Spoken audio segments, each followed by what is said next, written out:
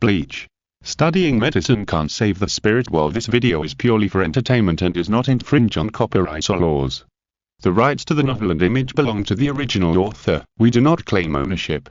Don't like waiting and want to listen to this fanfic in full now? Subscribe to our Patreon, where you'll find the best fanfics. Chapter 551. The Birth of the Tree World. The next moment, when Byakuya Kachika, who was closest to Tsuruhito Sugawara, raised his hand, a large piece of cherry blossom surged towards the arm holding the king's seal. Leave the king's seal. Scream, Ben. With a low hum, a large piece of blood mist shield blocked the gate, blocking the large piece of cherry blossoms that rushed in like a wave. Bang! It was like the impact between a wave and a stubborn stone. Although the countless cherry blossoms were frantically cutting, the blood mist shield still stood firmly in the air. Among them, Seireitei, who knew Urahara Kisuke quite well, squeezed out a sentence from between her teeth. Blood mist shield. Ben. Urahara Kisuke, do you also want to get the king's seal? Urahara Kisuke. When this name came out, the faces of the Shinigami present all changed slightly. However, as the figure in the gate completely walked out, it was not Urahara Kisuke as expected. A head of eye-catching dark green hair, a malicious expression like a venomous snake, twisted and complacent facial features, Tsunayoshiro Tokinada. As the commander-in-chief of the secret mobile force, Seireitei and Kachika Byakuya, who was also one of the four nobles, almost instantly identified the identity of the visitor. Tsunayoshiro Tokinada, what do you mean by this? Kachika Byakuya shouted. You attacked the captain of the 10th Division and robbed the king's seal. Are you planning to betray Soul Society? Tsunayoshiro Tokinada. Seireitei scolded. However, in response to Kachika Byakuya and Seireitei's questioning, Tsunayoshiro Tokinada picked up the king's seal and looked at it in front of him, and the corners of his mouth showed an exaggerated arc, and said, Betray? Captain Seireitei's remarks are really presumptuous. How can a king betray his own land? King? Such rampant and contemptuous remarks of the Soul King made the faces of the Shinigami present change. Senju Cheng, who had remained silent from the beginning to the end, looked at the body of Jinchokiko at the feet of Tsunayoshiro Tokinada, and his face froze. Jinchokiko's body would be in Tsunayoshiro Tokinada's hands, which meant that Shifu Yorishi failed to stop Tsunayoshiro Tokinada. Tsunayoshiro Tokinada, what do you want to do? Kachika Byakuya asked with a cold face. You will know what I want to do soon. Almost as soon as Tsunayoshiro Tokinada finished speaking, Tsunayoshiro Tokinada suddenly pulled out a white cloth and spun it around his body, and a wave of space ghost appeared. Thousand anti-white snake before everyone could stop it. This move had once allowed each Emergent to instantly transfer Aizen Sosok from the central 46th room to the ghost path of the double killing hill in the original trajectory, and also make Tsunayoshiro Tokinada and Jinchokiko's bodies instantly disappear from the spot. Damn, where did you run off to? Kachika Byakuya said, and the spiritual pressure he radiated instantly captured the obvious spatial fluctuations. Everyone also looked towards the direction about 10 miles away from the southeast side of the ruins of the floating ice city. The next moment, including Senju Cheng, Kurosaki Ichigo, and Ishidori who had just arrived at the scene, all rushed to the direction where Tsunayoshiro Tokinada had moved through the thousand anti-white snake. However, Tsunayoshiro Tokinada felt the powerful spiritual pressure that was approaching without any cover, and not only was he not panicked, but the smile on his face became more and more playful. Want to get close to me? Then it's a good opportunity for you to recall the power that once blocked thousands of Uchikes. Show it, arrive, transcend it, the ultimate of all things, the root of everything, all things. As Tsunayoshiro Tokinada's voice fell, a large area of grass appeared with Tsunayoshiro Tokinada as the center, and countless spirit particles began to be absorbed by each green grass. The tree world of all things. The next moment, one after another giant tree soared into the sky, broke through the team house, and rose from the ruins left behind on the battlefield. Almost in an instant, a dense forest was formed with Tsunayoshiro Tokinada as the center. This scene was reflected in the eyes of the 13th Gotti squad, and a large number of Shinigami could not help but be startled. Shinigami such as Kachika Byakuya, Seireitei, Hisajishui, etc., who had seen this scene many times and had a very good relationship with Senju Cheng, almost instantly turned black. At this point, how could they not know what was going on? How wicked, dare to play with the zanpakutō mobility of my best friend. Kachika Byakuya said with a cold expression. I see, the one who pretended to be Senju Cheng's zanpakutō mobility user and tarnished Senju Cheng's reputation, Seireitei grumbled with gritted teeth. "Damn bastard, I will cut you into pieces," Seireitei said in a low voice. As for Senju Cheng's expression, it was a little strange, this feeling of being against his own zanpakutō power. It has been many years since he has experienced it again. Kurosaki Ichigo and Ishirai felt the changes in the aura of the surrounding Shinigami such as Kachika Byakuya, Seireitei and Seireitei, and couldn't help asking in confusion. "Uncle Kurosaki, why do people seem to be so excited all of a sudden? Does that guy called Senju Cheng have a high prestige in the Seireitei?" Senju Cheng didn't know how to answer this question for a while after hearing it. If he answered it directly and truthfully, it would inevitably be suspected of boasting, but if he answered it in a low-key manner, it might attract hatred instead. This, I'm not very clear either.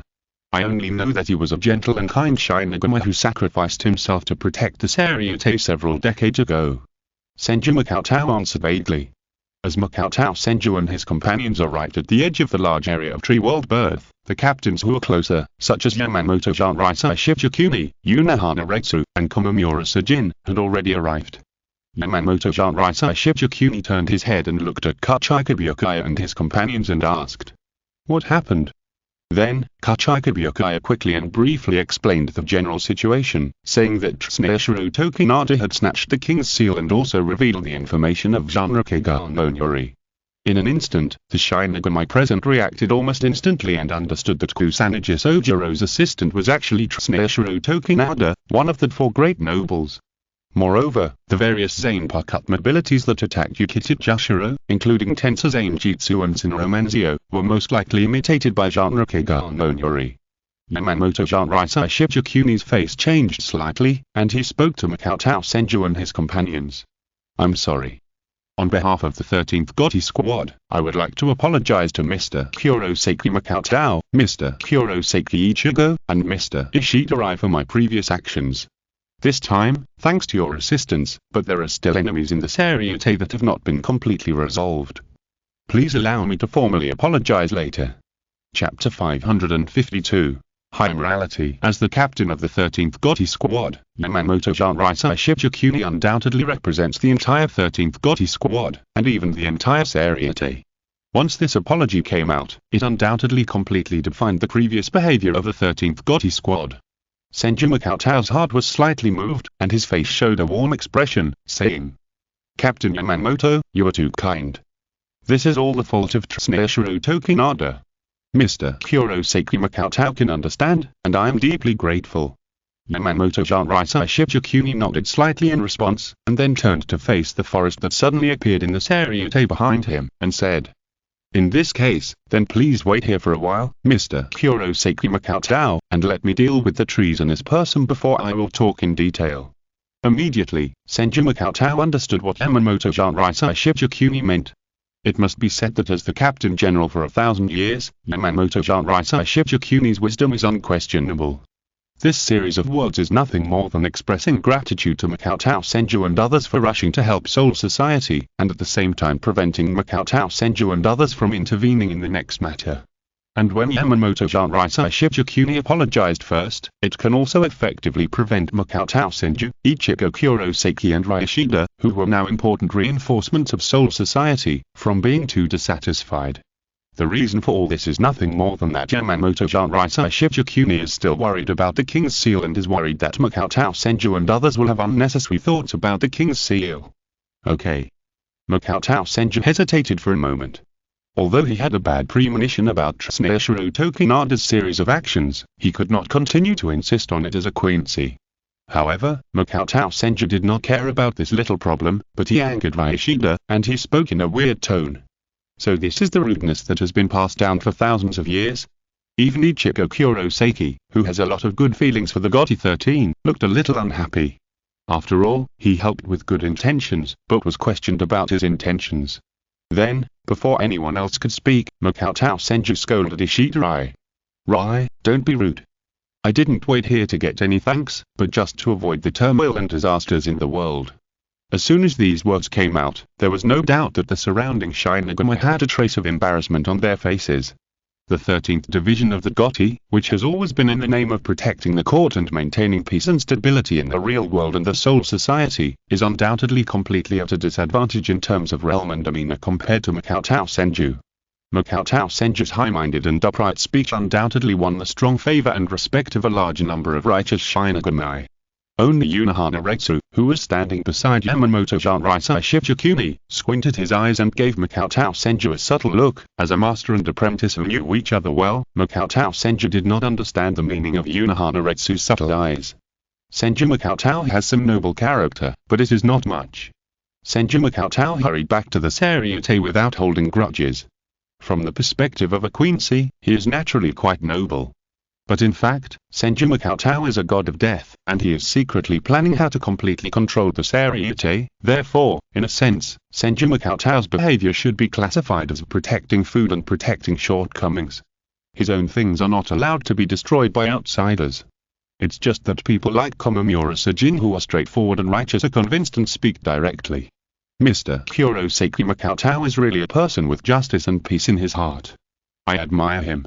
And the threat of Tsunayoshiro Tokinada and the King's Seal is still on one side, and Yamamoto Seireitei Shifukuni has no extra time to waste. After showing a slight approval to Senju Makoto, he personally led the God of Death who still have combat power to attack the forest in front of them. In addition to the 5 captains, Yamamoto Seireitei Shifukuni, Soifong, Kachika Byakuya, Komamura Sejin, and Kurosachi Mayuri, there are also Shinigami who have mastered Bankai, such as Hisaji Shuei, Suzuki Chojiro, Abarai Rinji, and Madarumi Aikatsu. It can be said that even though that combat power of the Gotti 13 has been repeatedly damaged, the number of Shinigami who have mastered Bankai is still enough to make people dumbfounded, which shows the profound foundation of the Gotti 13. For a moment, the large forest that suddenly stood in front of them in the Seireitei was almost pushed forward at a speed of being pushed flat, and it was pushed towards the center. However, just when the Shinigami went deep into the forest, Tsunayoshiro Tokinada, who was in the center of the forest, had a sneer on his face, and turned to look behind him. Hundreds of Shinigami who died in the war caused by the King's Seal were secretly collected and piled together by Tsunayoshiro Tokinada's subordinates. In addition, there is the King's Seal and Jinchukiko's body. The materials are enough. Tsunayoshiro Tokinada licked his lips, his face full of almost perverted excitement. Then, Tsunayoshiro Tokinada pressed the King's Seal in his hand into Jinchukiko's chest without hesitation, and then placed it on the heel of the Shinigami's body. Then, a circle that seemed to be a fusion of the Fullbring and Kidden systems suddenly appeared on the ground, covering everything.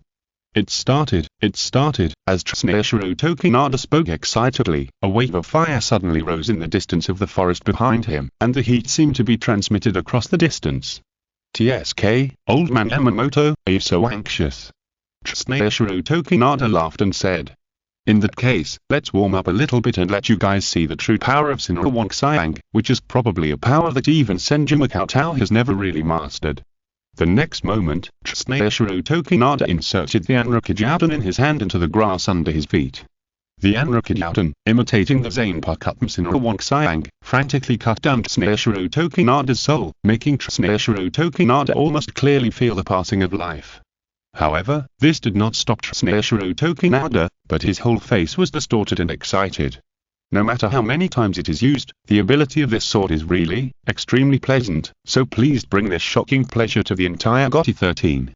Tsunayoshiro Tokinada said in a low voice, and the surrounding grass began to grow rapidly, absorbing a huge amount of spirit particles in a way that was almost like a whale swallowing. And the forest that was pushed nearly halfway by the Gotti 13 inches a moment seemed to be surging wildly at this moment. Giant trees were growing rapidly in the rising earth, splitting the ground, crushing pieces of ruins, and seemed to be covering the entire ground, growing rapidly and madly. Chapter 553. Will Scorched Earth be the end? What? Damn it, that bastard Tsunayoshiro Tokinada is still using Shinra Tensei? What a despicable act, using the power of the zanpakutō that was once praised as a hero to stop this. For a moment, some Shinigami were undoubtedly getting more and more angry. It felt like the vice-captain Senju Makoto, who was once perfect in their minds, was being played with in a despicable way, insulting his noble spirit, and making him stand on the opposite side of the Seireitei. Mystifying. Yamamoto Seireitei Shifukuni's eyebrows twitched slightly, and the Raijin Jaka in his hand, which was gushing with terrifying flames, swept forward with a bang. Boom. The flames that seemed to burn everything and turn everything in the world into ashes swept across, and almost instantly a layer of flames was dyed on the large area of the huge trees in front of him that was still rapidly expanding. But, Yamamoto Shinigami Shichikuni's face changed. The exterior of the giant tree was quickly reduced to ash by the flames, but the interior was still growing rapidly, as if the giant tree was wrapped in a layer of fire. The next moment, large pieces of the giant tree burned by the flames were intertwined and connected together. In just a moment, under the astonished eyes of the 13th Squadron, a group of flaming woodmen about tens of meters tall climbed up from the raging sea of fire. Really amazing. Seeing this, Kurosaki Mairi said with his 10 fingers trembling instinctively in extreme excitement. It's obviously just an ability copied by Enrique Gano, but the speed at which the spirit particles form a giant tree is faster than the burning of Senbon Bancho. Is this the ability of the zanpakutō named Senbon Bancho? Kurosaki Mairi's undisguised words undoubtedly made Yamamoto Shichikuni's face darken. Senbon Bancho was known as the strongest wood-type zanpakutō, while Raijinjaka is the strongest heat-type zanpakutō. Now, in the mouth of Kurosaki Mairi, who was always rigorous in his evaluation as a scientist, it seems that under the same state of Shikai, Senbon Bancho's true ability is stronger than Raijinjaka. It's just a little trick. Yamamoto Shichikuni seemed to be angry, and the spiritual pressure on his body burst out like the sun, and he thrust the zanpakutō in his hand into the ground. Burning hell. In an instant, dozens of sky-high fire pillars suddenly rose up, covering the flaming wooden figures with amazing momentum. Yamamoto Shichikuni's squinting eyes opened a little, revealing an unquestionable sharpness and domineering, and said softly, "All ashes." The next moment, dozens of pillars of fire that reached the sky exploded at the same time. The temperature that was constantly superimposed on each other completely annihilated everything they touched in an instant, and the temperature of the entire jingling court covered by the soul-blocking membrane rose by several degrees. Those flaming wooden figures were also completely turned into scorched earth under this terrifying temperature, along with the part of the forest within the range. Humph! Yamamoto Shichikuni did not say anything. He swung the Raijin Wakaka in his hand diagonally and continued to walk on the scorched earth towards the center of the forest. Although it was silent, Yamamoto Shichikuni seemed to respond to something to the captains in a powerful and audible voice. However, Yamamoto Shichikuni had just taken a few steps when his footsteps paused. Will the scorched earth be the end? Tsunayoshiro Tokinada, who was in the center of the forest, whispered lightly.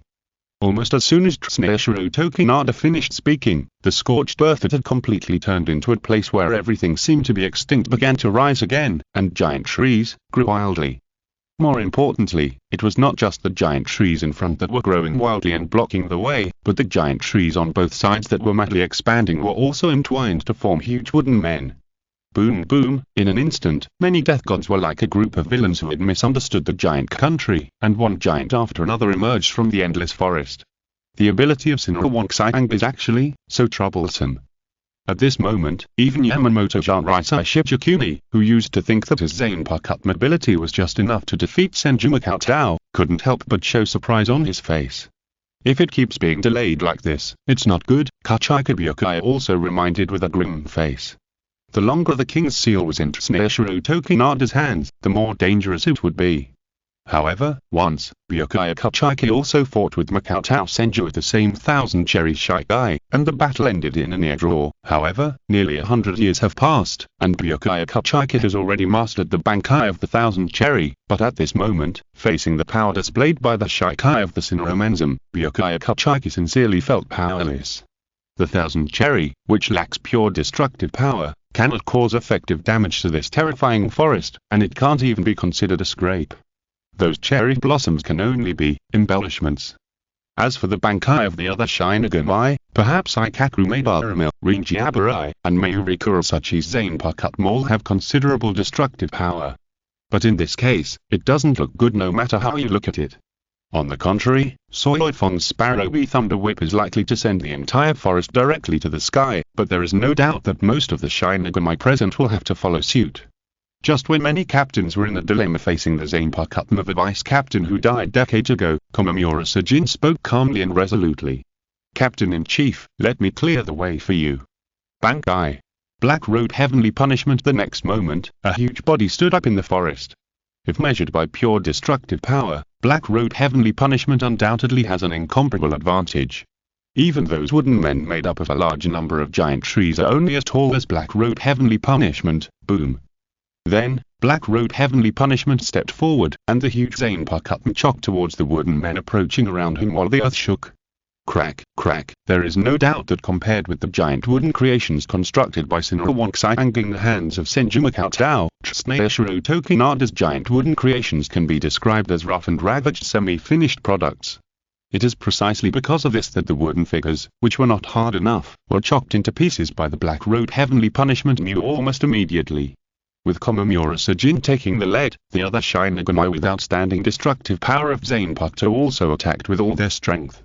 Boom boom boom. For a while the wooden figures were constantly formed, the sky-high flames, various high-level destructive ghosts, the Black Road Heavenly Punishment the Golden Hija Shujitsu, the Baboon's King Snape Tail Mara, etc.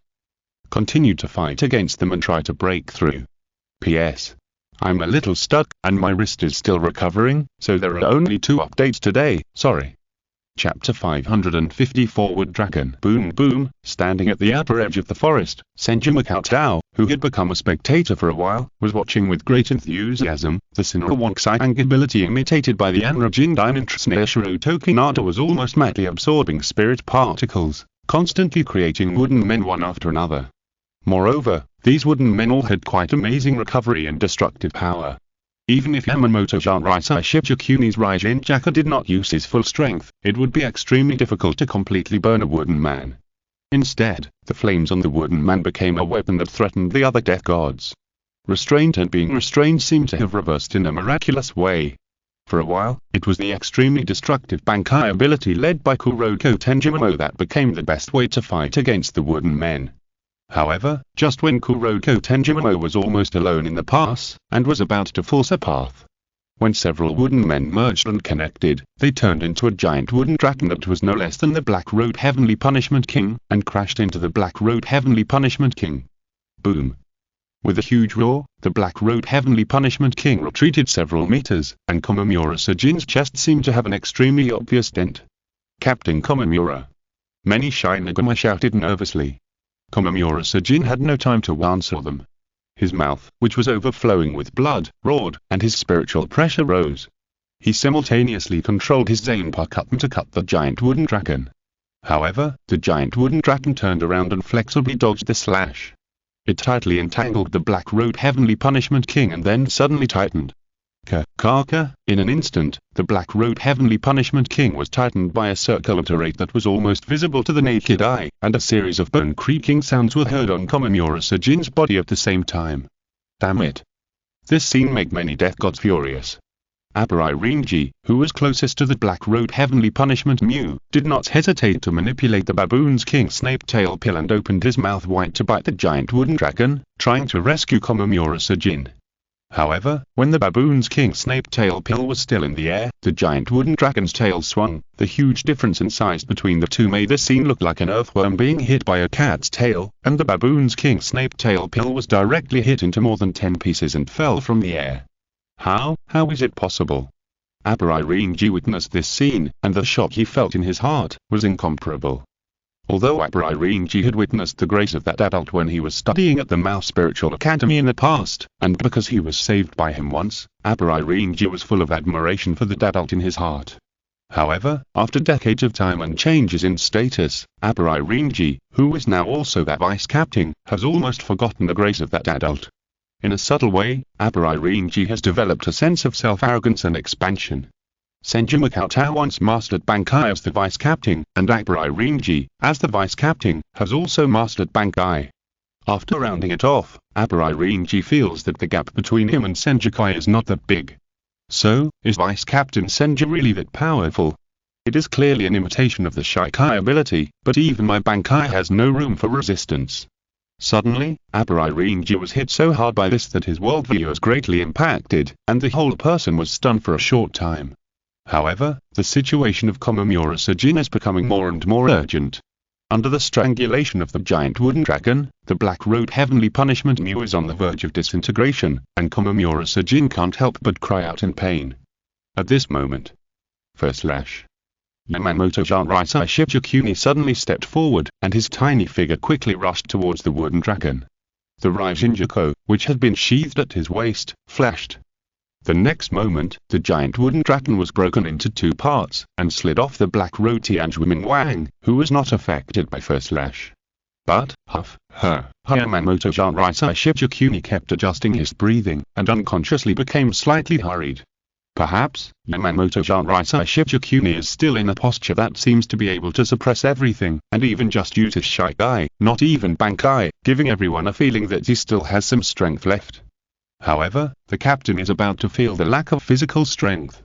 Outside the forest, Unohana, who did not follow the other Shinigami into the forest, stood quite naturally beside Senju Cheng and whispered with a gentle expression. Senju Cheng glanced at Kurosaki Ichigo and Ishirai, who seemed to be on the other side, nervously watching the battle in the forest from afar, and asked in a low voice, "Is it so weak?" "It can't be said to be very weak. Although it is far behind 1,000 years ago, it is still a level that ordinary captains can hardly reach." After a pause, Unohana continued. "And the Captain General has been forcibly preventing the expansion of the spiritual pressure range of the King's Seal with Raijinjaka, and the consumption can be said to be quite serious.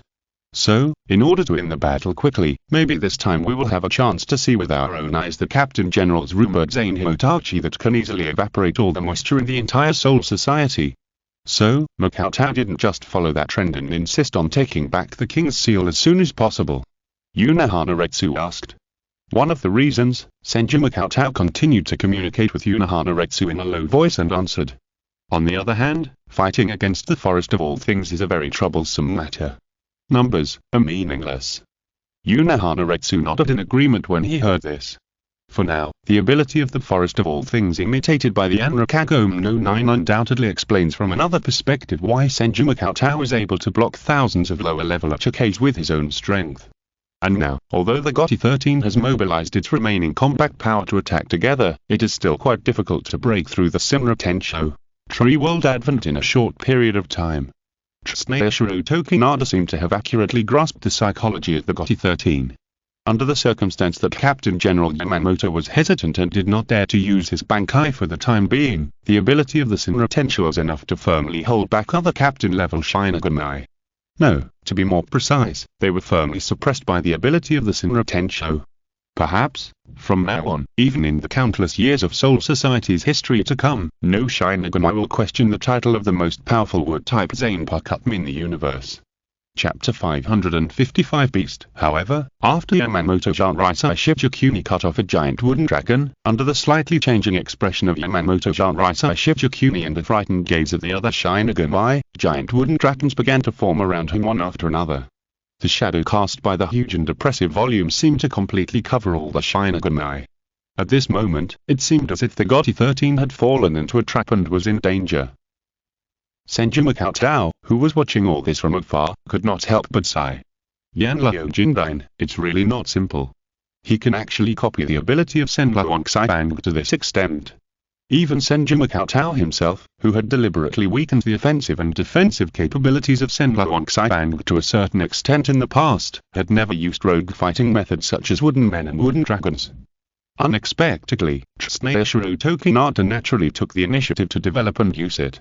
After all, it is a sacred artifact that has been passed down from generation to generation by the Tsunayoshiro family.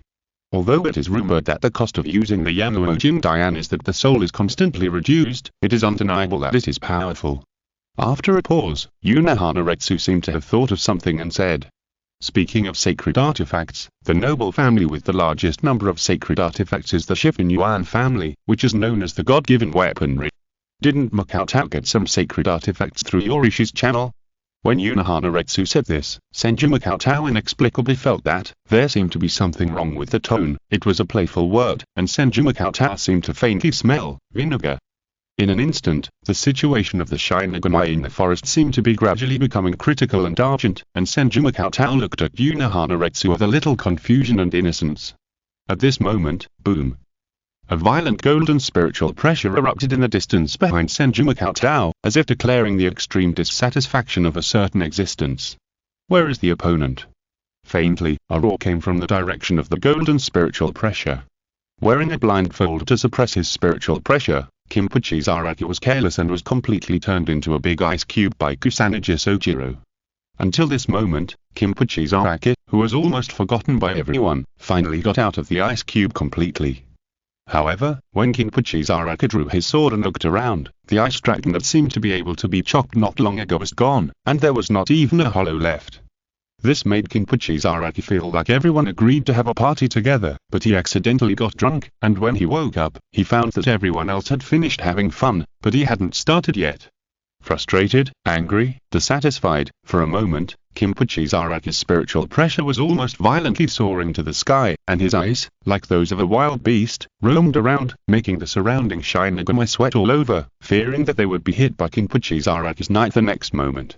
Little sword, suddenly, Kusaka Yairai's voice, like a silver bell in a marshmallow, sounded sweet and cute, pointing to the forest that suddenly appeared in the distance in the Seireitei garden, and said, "I just saw the Captain General leading many Shinigami to fight in the forest, and there seemed to be so many opponents that they could not be killed at all." As soon as these words came out, Zaraki Kinpachi's eyes almost shone brightly, and his figure with terrifying spiritual pressure bursting out of his body suddenly shot straight towards the direction of the forest. Very fast. Although Zaraki Kinpachi's attainment in instant step cannot be said to be non-existent, he has basically never used it. However, under Zaraki Kinpachi's full speed running like a beast, Zaraki Kinpachi quickly passed by Senju Cheng and Unohana Retsu. Zaraki Kinpachi stared at the direction of the battlefield with hungry eyes and did not stop, but his eyes glanced at the postures and positions of Senju Cheng and Unohana Retsu. Inexplicably, the image of Makoto Senju appeared in Kinpachi Zaraki's mind. In his memory, it seemed that in the entire Seireitei, only Makoto Senju and Unohana Retsu stood like this habitually. However, Kinpachi Zaraki's beast-like brain obviously did not support Kinpachi Zaraki's overloaded thinking of more complicated speculations while running fighting at full capacity. The next moment, under the gaze of Makoto Senju and Unohana Retsu, Kinpachi Zaraki joined the battlefield like a complete beast. Boom. It must be said that Kinpachi Zaraki fully possessed the terrifying destructive power that matched that of a beast. In the midst of the violent spiritual pressure, although it was an extremely small figure, it collided head-on with one wooden dragon after another. And this also reduced the pressure on the other Shinigami. "Captain, leave this to us," you continue to break through, with blood flowing from the corner of his mouth. Komamura Sujin, like an unbeatable beast, continued to control the tattered black roti and women to fight, and reminded loudly, "I have to say that Captain Zaraki is indeed worthy of the name of a beast." This support came quite timely.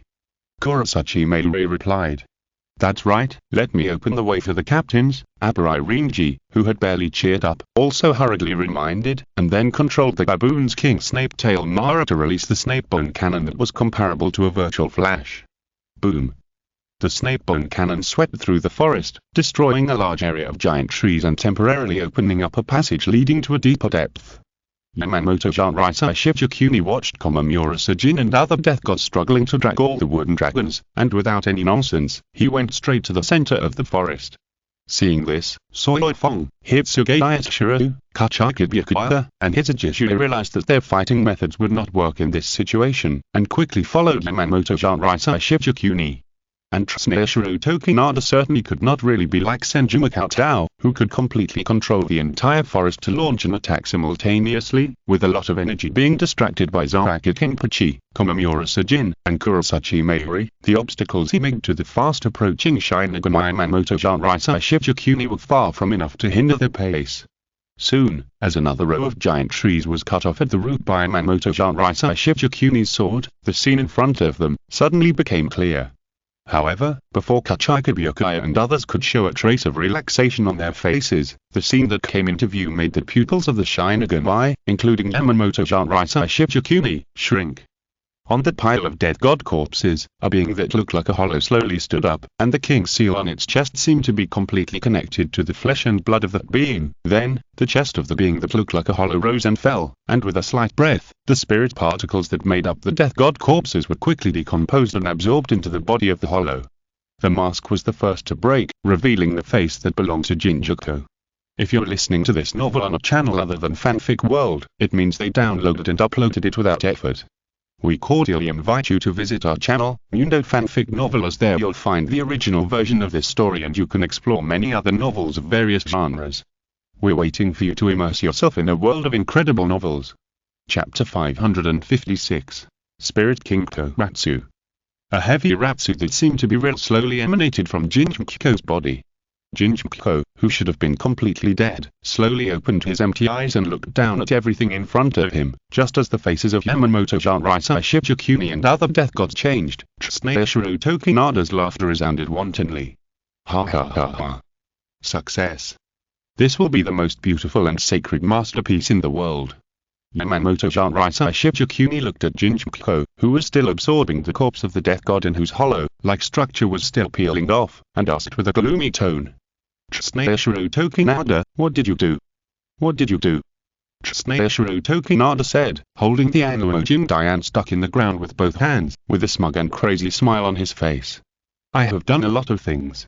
I handed over a large number of Soul King fragments collected by the Tsuneyoshiro family over thousands of years to Jinchiko, who served as the container. Of course, although Jinchiko's ability is naturally endowed with a certain potential, the accumulation of thousands of years of the Tsuneyoshiro family is simply not something Jinchiko can bear. At this moment, Tsuneyoshiro Tokinada was like a host who was opening the curtain of the stage he had prepared for himself, excitedly narrating the preparations he had made for the audience. For a human like Jinchiko, whose heart is completely obscured by hatred, the conflict between him and Kurosaki Makoto will inevitably intensify to the point where it is difficult to reconcile after he obtains power far beyond the limit of his control. Then, under the suppression of Kurosaki Makoto's powerful combat power that is comparable to that of the Captain General, his only choice will be to absorb more power of the Soul King fragments more frantically, allowing his body to more deeply integrate more Soul King fragments, constantly moving towards a certain special direction. The result, hectares, death is naturally the inevitable outcome for such a fool. After a pause, Tsuneyoshiro Tokinada's gaze turned from Yamamoto Seireitei Shibukuni, who seemed to have completely realized something, to Kachika Byakuya, Soifong, Hitsuge Toshiro, and Hizajishui, and continued. Of course, during the whole process, it is also necessary to guide Kusanagi Sojiro to use the power of the Royal Seal to start a war, so that I can take the opportunity to collect a large number of Shinigami corpses, humans, full-bring, Shinigami, hollows and other materials are all indispensable conditions. Kusanagi Sojiro's appearance is really a great help in this regard.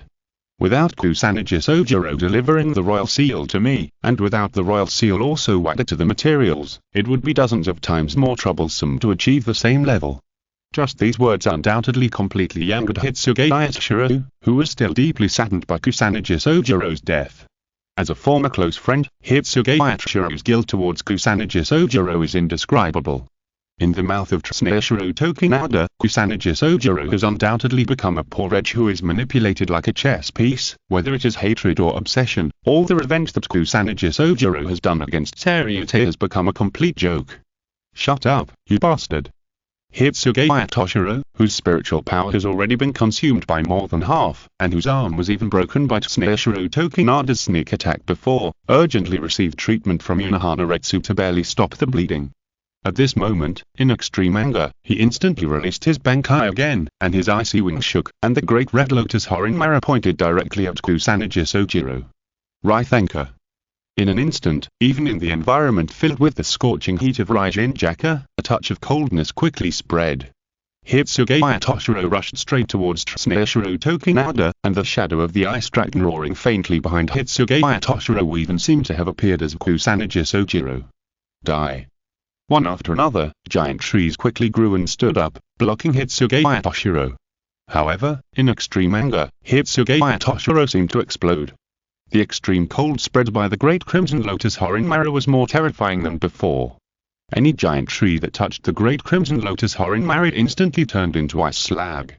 Hitsuge Toshiro was like an angry and roaring ice dragon, and quickly broke through to Tsuneyoshiro Tokinada, who was about to stab at Tsuneyoshiro Tokinada, who was showing a look of horror. However, at this moment, the horror on Tsuneyoshiro Tokinada's face instantly converged, and was replaced by ridicule and amusement. Hitsuge Toshiro was startled, and before he could react, he felt a sudden sharp pain in his chest, and the strength in his body seemed to be forcibly extracted and stripped away. Hitsuge Toshiro's eyes turned with difficulty, and he saw that Jinchiko, whose eyes were distracted, was standing below him, and Jinchiko's palm was deeply inserted into Hitsuge Toshiro's chest. Too careless, Captain Hitsugaya, Tsunayoshiro Tokinada said with a more mocking smile on his face. Is this the common problem of being a genius? I always feel that I can do anything with my own strength, and it is very easy for my emotions to control my body to take action. Geniuses like you are the easiest to be guided to do many things that meet expectations. For example, I will use your power to verify Jinchokiko's power now. No, Tsunayoshiro Tokinada couldn't help but open his hands and spoke as if he was embracing the world. With the king's seal as the core, he was reborn from humans, Shinigami, and hollows, and he has integrated a large number of Soul King fragments. He should be honored as Soul King Ko. On this point, Tsunayoshiro Tokinada said as he looked at Yamamoto Seireitei Shichikuni, Soifong, and Kachika Byakuya in front of him. As the captain of the Gotti 13, the head of the Kachika family, one of the 4 great nobles, Captain Kachika, and the spokesperson of the Shiwuin family, Captain Soifong, do you agree? Don't you intend to submit to the Soul King? The faces of Yamamoto Seireitei Shichikuni, Kachika Byakuya, and Soifong changed almost immediately. Soul King. This is the existence that the Gotti 13 truly loyal to in name, and it is also that cornerstone that maintains the stability of the entire world. A false creation, is it worthy of the name of Soul King? Yamamoto Seireitei Shichikuni shouted with a gloomy face. He, Tsunayoshiro Tokinada said with a smile full of mockery. Captain Yamamoto, tell me, you didn't know that the throne of the Soul King Palace has been vacant for countless years. Can you still be considered the true Soul King? On the contrary, in the name of the Gotti, the 13th Squadron, who believe in loyalty to the Soul King, want to be the enemy of the Soul King Ko, who was incarnated by the King's seal and a large number of Soul King fragments. Chapter 557 The Strongest and the Strongest. These questions, heard by Yamamoto Seireitei Shichikuni, were undoubtedly torture. The truth of the world, the Soul King was treated as a human stick just to maintain the stability of Soul Society, Hutomundo and the real world. Yamamoto Seireitei Shichikuni did not know.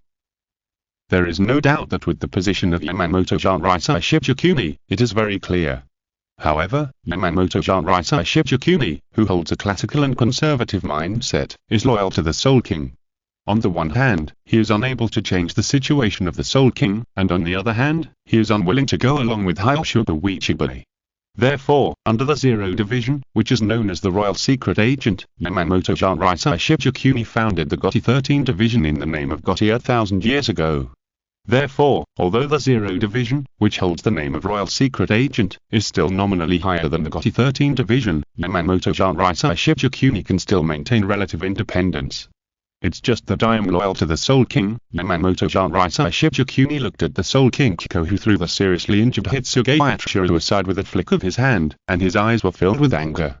The lower half of his body still maintained a form similar to that of a hollow, while the upper half was more like a death god and a human, with a twisted posture, and the empty eyes of Soul King Kiko made Yamamoto Seireitei Shichikuni think of the word puppet. Although the Soul King Kiko in front of him had a body that could move independently and a certain degree of self-awareness, in a sense, how was he different from the Soul King sealed in the Soul King Palace? Such an ugly thing, is it trying to slander the name of the Soul King? With a shocking roar, Yamamoto Seireitei Shichikuni rushed towards Soul King Kiko, holding the sword in both hands, and slashed at Soul King Kiko with the red flame of the flowing blade Chuka. The seal on Soul King Kiko's chest was constantly flashing, and his hollow eyes were raised, reflecting the flames of Raijin Jaka. The next moment, Soul King Kiko opened his 5 fingers, and the Horimaru in the hands of the unconscious Hitsugaya instantly fell into Soul King Kiko's palm. Then, in the shocked eyes of Kachika Byakuya, Soifon, and Hizajishui, Horimaru instantly completed the Shikai in Soul King Kiko's hands, and with a backhanded slash of the sword, an astonishing cold air instantly erupted. Boom. This was a collision between extreme heat and extreme cold. The power limit of Horimaru in Soul King Kiko's hands completely exceeded the limits of Hitsugaya. The cold air that seemed to freeze everything and the red flames of Raijin Jaka were in a rivalry, dividing the entire center of the forest into different worlds of extreme heat and extreme cold on the left and right. In response to this, Tsunayoshiro Tokinada seemed to have no worries at all. He flew backwards and avoided the aftermath of the collision between the strongest ice and snow type and the strongest heat type zanpakutō, and spoke meaningfully. Captain, since this is your decision, then as a rotten thing from the old king's time, let it become the fuel for the new king's growth and accelerate the growth of the new king. However, just as Tsuneshiro Tokinada's voice fell, Seireitei's cold voice appeared behind Tsuneshiro Tokinada, and while pointing the sparrow bee in her hand at Tsuneshiro Tokinada, she said, "You really should shut up, Tsuneshiro Tokinada." The black bee pattern representing death bloomed, which also shocked Tsuneshiro Tokinada's expression. The next moment, Seireitei's sparrow bee pointed at the same position for the second time, trying to trigger the ability of 2 hits to kill to directly eliminate Tsuneshiro Tokinada, the culprit. However, at this moment, Tsuneshiro Tokinada showed the level of instant movement that a person of the same generation as Kakushansua should have. With a flick of his body, he narrowly avoided the attack and manipulated dozens of giant trees to close in and surround Seireitei from all directions. However, before Tsuneshiro Tokinada could breathe a sigh of relief, Bankai, Senbon Bancho, the forest seemed to have instantly transformed into a beautiful world of cherry blossoms. The endless cherry blossoms rushed towards Tsuneshiro Tokinada like a vast ocean. Boom! Tsuneshiro Tokinada held the Yanuo Jindayan in front of him, and a wall made of giant trees instantly appeared to block the large area of cherry blossoms that spread towards him. However, swoosh! There was a sound of air being torn apart behind Tsuneshiro Tokinada, and his head subconsciously tilted to the side. The sickle transformed by the winged death brushed past Tsuneshiro Tokinada's cheek, leaving a deep blood mark. It was almost a little short of Tsuneshiro Tokinada's head being cut off by Fushinobu. This made Tsuneshiro Tokinada feel very excited. A large number of huge trees suddenly burst out from under his feet, carrying Tsuneshiro Tokinada up into the sky. He attacked Seireitei, Byakuya and Hizajishue respectively, and said with some confusion, "It's hard to understand. You actually chose to besiege me first? Obviously, Soul King Kiko is the biggest threat to the Seireitei. It's my duty as the captain of the 2nd Division to arrest the criminal behind the scenes. Seireitei, you may have the key to stop Soul King Kiko's actions." Byakuya.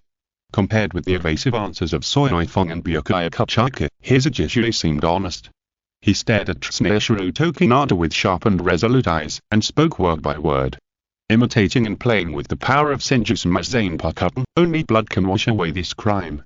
Oh? Tsuneshiro Tokinada was startled, and information about the relationship between the 3 people in front of him and Senju Cheng quickly emerged in his mind. "I see, is this why you were targeting me? Can you really defeat the power called Synopsis?" Almost as soon as Tsuneshiro Tokinada finished speaking, a large area of giant trees behind Tsuneshiro Tokinada moved, forming one wooden man after another. The next moment, the battle broke out completely. Byakuya, Seireitei, and Hizajishue all took Tsuneshiro Tokinada as their target and launched a crazy attack. While Tsuneshiro Tokinada was struggling to maintain the tree world birth that separated the battlefield, he also formed a large number of wooden men and wooden dragons in 2 different areas to fight with the members of the GOTY 13. However, as the collision between Horinmaru and Raijinjaka reached a fever pitch, the climate of the entire forest seemed to have undergone a huge change. The temperature of the forest on Horinmaru's side dropped sharply, and the dew condensed into frost. The forest on Raijinjaka's side seemed to be on the verge of withering, and the climate seemed to have entered the scorching heat under the scorching sun of the desert. And just as the eyes of the entire Seireitei were completely focused on that forest and the collision between the strongest zanpakutō, above the Seireitei, a black cavity slowly opened, and Ulquiorra stepped out indifferently and elegantly, then bowed outside the black cavity and waited. "What an unbearable scene," Aiden Sussex' voice sounded low, and as he stepped out of the black cavity, his arrogant eyes reflected the forest below created by Senju Cheng. Chapter 558 The Fate of Drama. At the same time, Makoto Senju, who was watching the battle with Unohana at the edge of the forest, suddenly looked up. Unohana looked in the direction Makoto Senju was looking, and saw nothing.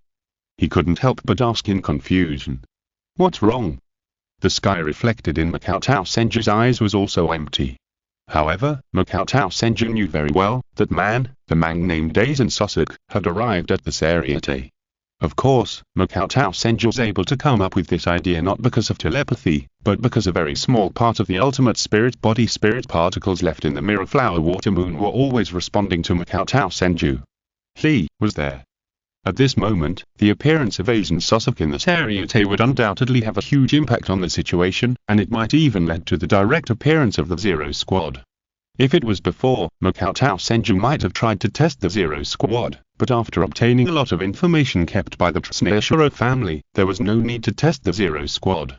Now, Senju Makoto hopes that he can secretly control the Gotti 13 and the Seireitei, and then declare war on Hyoshogu Ichiba and the Zero Division. Unohana-sensei, please stand still and don't move. Unless I speak to you in my true identity, everything else may be false. What happened? Unohana Retsu listened to Senju Makoto's address and felt the solemnity and seriousness in his tone. Aiden Sasuke appeared. Senju Makoto said, and his figure instantly disappeared from the spot and went straight to the sky. At this moment, Aiden Sasuke, who was in the sky, frowned and turned his head to look at Senju Makoto, who was approaching quickly, with a hint of doubt in his eyes. How did he find me? In fact, Aiden Sasuke claimed that his level in all aspects of the Shinigami had reached the complete limit, and he could be called an absolute hexagonal warrior. However, Aiden Sasuke is very clear about the words of simply comparing in one aspect. In terms of kendo, he is not as good as Unohana Retsu. In terms of flash step, he is not as good as Shifen Yuan or Ishii. In terms of combat instinct, he is not as good as Zaraki Kinpachi. In terms of scientific research, he is not as good as Urahara Kisuke. However, among all the Shinigami skills that Aiden Sasuke has mastered, there is one that is absolutely the strongest in the entire Soul Society, and that is, Kitten. Therefore, when Aiden Sasuke deliberately used Mirror Flower Water Moon and the Kitten Barrier to cover up the traces of himself and Dual Kira, he was actually seen through by Kurosaki Makoto in an instant. The next moment, the Kitten Barrier that concealed his figure and spiritual pressure was torn open, and Senju Makoto appeared in front of Aiden Sasuke and Dual Kira stepping on the flying lean kick. Dual Kira subconsciously blocked in front of Aiden Sasuke, pressed his palm on the zanpakutō, and made a gesture ready to draw the sword towards Senju Makoto at any time. However, Aiden Sasuke put his hand on Ulkira's hilt and said, "Stand back, Ulkira." Ulkira did not ask, but bowed his head slightly, and then retreated to the side of Aiden Sasuke. "Yes, Lord Aiden."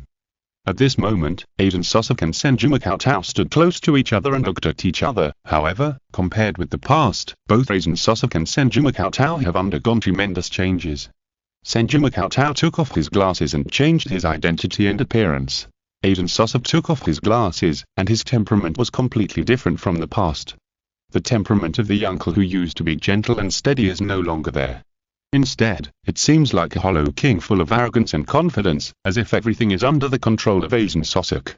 "We are more destined than expected, Mr. Kurosaki Makoto." Aiden Sasuke, who was wearing the white clothes of the Kainiac Palace, put his hands in his pockets, and the strand of hair hanging on his cheek swayed slightly in the wind, and then he spoke. "When you first arrived at the Seireitei, you were the first to see me, and I was the one who stopped me. Now that I am returning to the Seireitei for the first time, you are also that first to see me, and, are you going to stop me?" It must be said that this is a fate full of drama. In just a few short years, the identities and positions of both parties seem to have completely reversed. Fate is always full of unpredictability, just like I never thought that you would appear here, instead of taking the opportunity to attack Karakura town. Senju Makoto said. "Oh?" Aiden Sasuke smiled and replied. "Mr. Kurosaki Makoto's implication is that he has left defenses in Karakura town waiting for me. And because of this, he has not taken the initiative to join the battle again. Who knows?" Senju Makoto. "Mr. Kurosaki Makoto can rest assured about this. It's not the time yet. In my eyes, my opponents are never just the 13th Gotti squad." Aiden Sasuke said. Arrogance. This statement is extremely arrogant. Although Aiden Sasuke said that the opponents are not only the 13th Gotti squad, his tone and demeanor show his contempt for the 13th Gotti squad. Because of this, Aiden Sasuke has never concealed from the 13th Gotti squad that his next target is Karakura town. Senju Makoto narrowed his eyes and asked, "Then why are you here?" Aiden Sasuke did not answer Senju Makoto directly, but turned his eyes to look down, with the forest reflected in his eyes, revealing deep nostalgia and sadness. It made Senju Makoto a little confused. Aiden Sasuke is a king of force, how come he suddenly seems to be broken by something? Kurosaki Makoto, have you ever seen anything that completely occupied your eyes? Aiden Sasuke seemed to be asked a question suddenly. Aiden Sasuke was willing to communicate, so Senju Makoto naturally didn't mind getting to know Aiden Sasuke in depth through this way, so as to obtain more useful information. As for the existence that completely occupied all eyes, Senju Makoto's eyes moved slightly, and then he controlled himself not to deliberately look in the direction of Unohana Retsu. In fact, before meeting Unohana Retsu, in that week period, Senju Makoto had never really felt a trace of security. That feeling of instability made Senju Makoto only be as low-key as possible to protect himself. Therefore, the appearance of Unohana Retsu was undoubtedly a major turning point in Senju Makoto's life, not to mention the more feelings that sprouted from their daily interactions. Senju Makoto lowered his eyes slightly and looked at Aizen Sasuke, who was looking at the forest below, and replied, "I naturally existed too." Chapter 559. So-called similarities. After hearing this, Aizen Sasuke slowly raised his eyes and answered, "Really? In that case, it seems that we still have some similarities that can be communicated." Upon hearing this, Senju Makoto couldn't help but raise his eyes. His originally calm heart couldn't help but ignite a raging fire of gossip. Judge others by yourself. This made Senju Makoto almost subconsciously think that the tendency expressed by Aizen Sasuke was also a cherished person.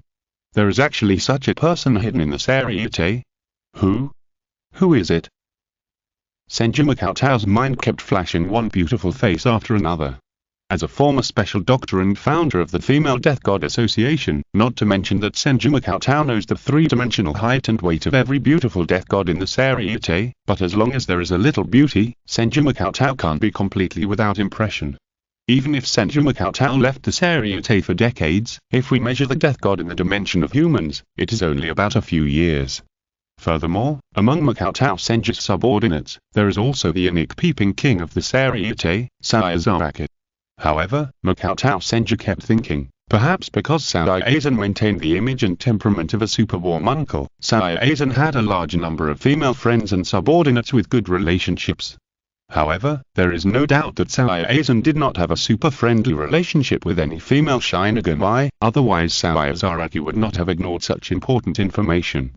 So, in the end, there was only one face that seemed to be the most likely one in Makoto Senju's mind: Mamo Hinamori. Moreover, compared with the original trajectory, Seireitei did not pierce Mamo Hinamori with a knife, but more like a silent farewell.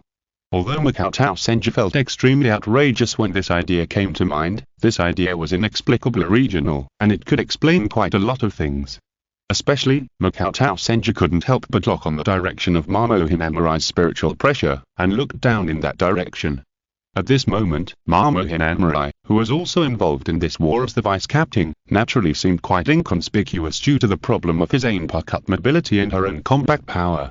However, after Mamo Hinamori found Hitsuge Yatsuru fallen from afar, she seemed to be in a state of collapsive sadness and despair, with tears in her eyes, as the battle between Yamamoto Shinigami Shibukuni and Soul King Kiko broke out completely. Seeing that Hitsuge Yatsuru was seriously injured and unconscious, no one cared about him, and was about to be affected by the fatal aftermath of the battle.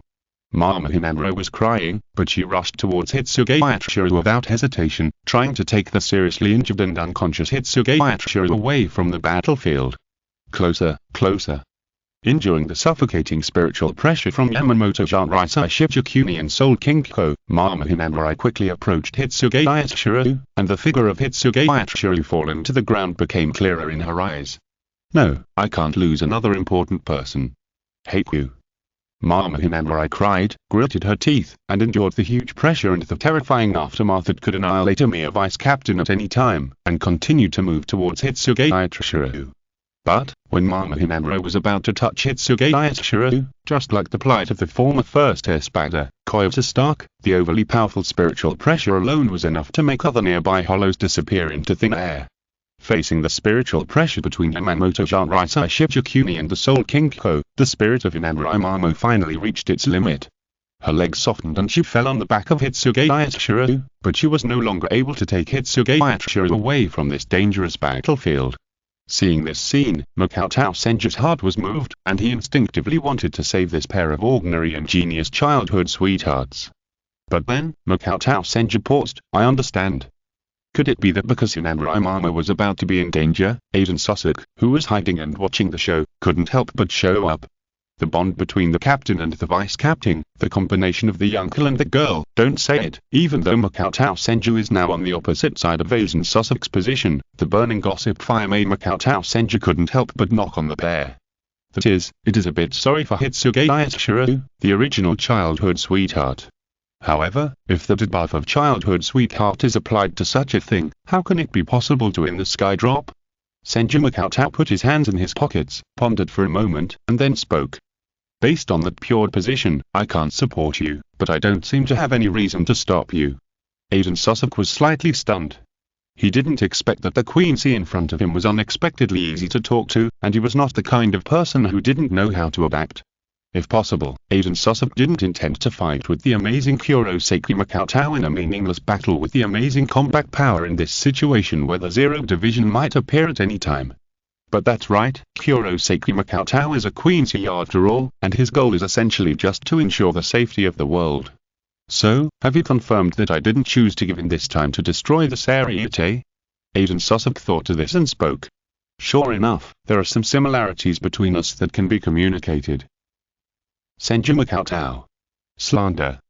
This is definitely slander. How could a pure person like me do such a thing as a sky drop to snatch someone's childhood sweetheart? Senju Makoto almost instinctively wanted to refute Aizen Sosok's slanderous behavior, but when Senju Makoto opened his mouth, the figures of Soifeng, Yorishi Shifen Yuan and Dorai Minute appeared in his mind.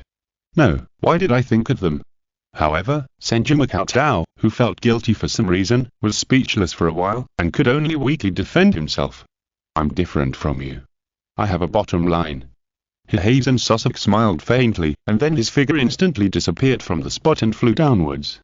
Senju Makoto's face changed for a while, and when he was about to think about why he felt guilty, he noticed the direction in which Aizen Sosok's figure flew. Wait, why didn't Aizen Sosok go in the direction of Inamurai Mamo? That direction is Tsunaeshiro Tokinada. Instantly, Senju Makoto was stunned and almost failed to react. He did not understand why Aizen Sosok targeted Tsunaeshiro Tokinada. Could it be to avenge Mamo Inamurai? But Mamo Inamurai is still alive. Why is she in such a hurry to avenge? Wait, the next moment, Senju Makoto's figure quickly went in the direction of Mamo Inamurai, with an anxious look on his face. Originally, Senju Makoto thought that Aizen Sosok was going to rescue Mamo Inamurai, so he had no intention of taking action. But now with such a slight delay, Mamo Inamurai and Hitsuge Ayashiro might really be gone. This is just in time for Aizen Sosok's revenge. Chapter 560 saved me. The heavy spiritual pressure pressed down on the tender body of Mamo Inamurai, trembling. Mamo Inamurai was not afraid, but had only one thought in her mind, to save Shiabai. In Mamo Inamurai's heart, although Hitsuge Ayashiro's talent far exceeded hers, he was undoubtedly the younger brother in her memory who needed her care, and was an important family member.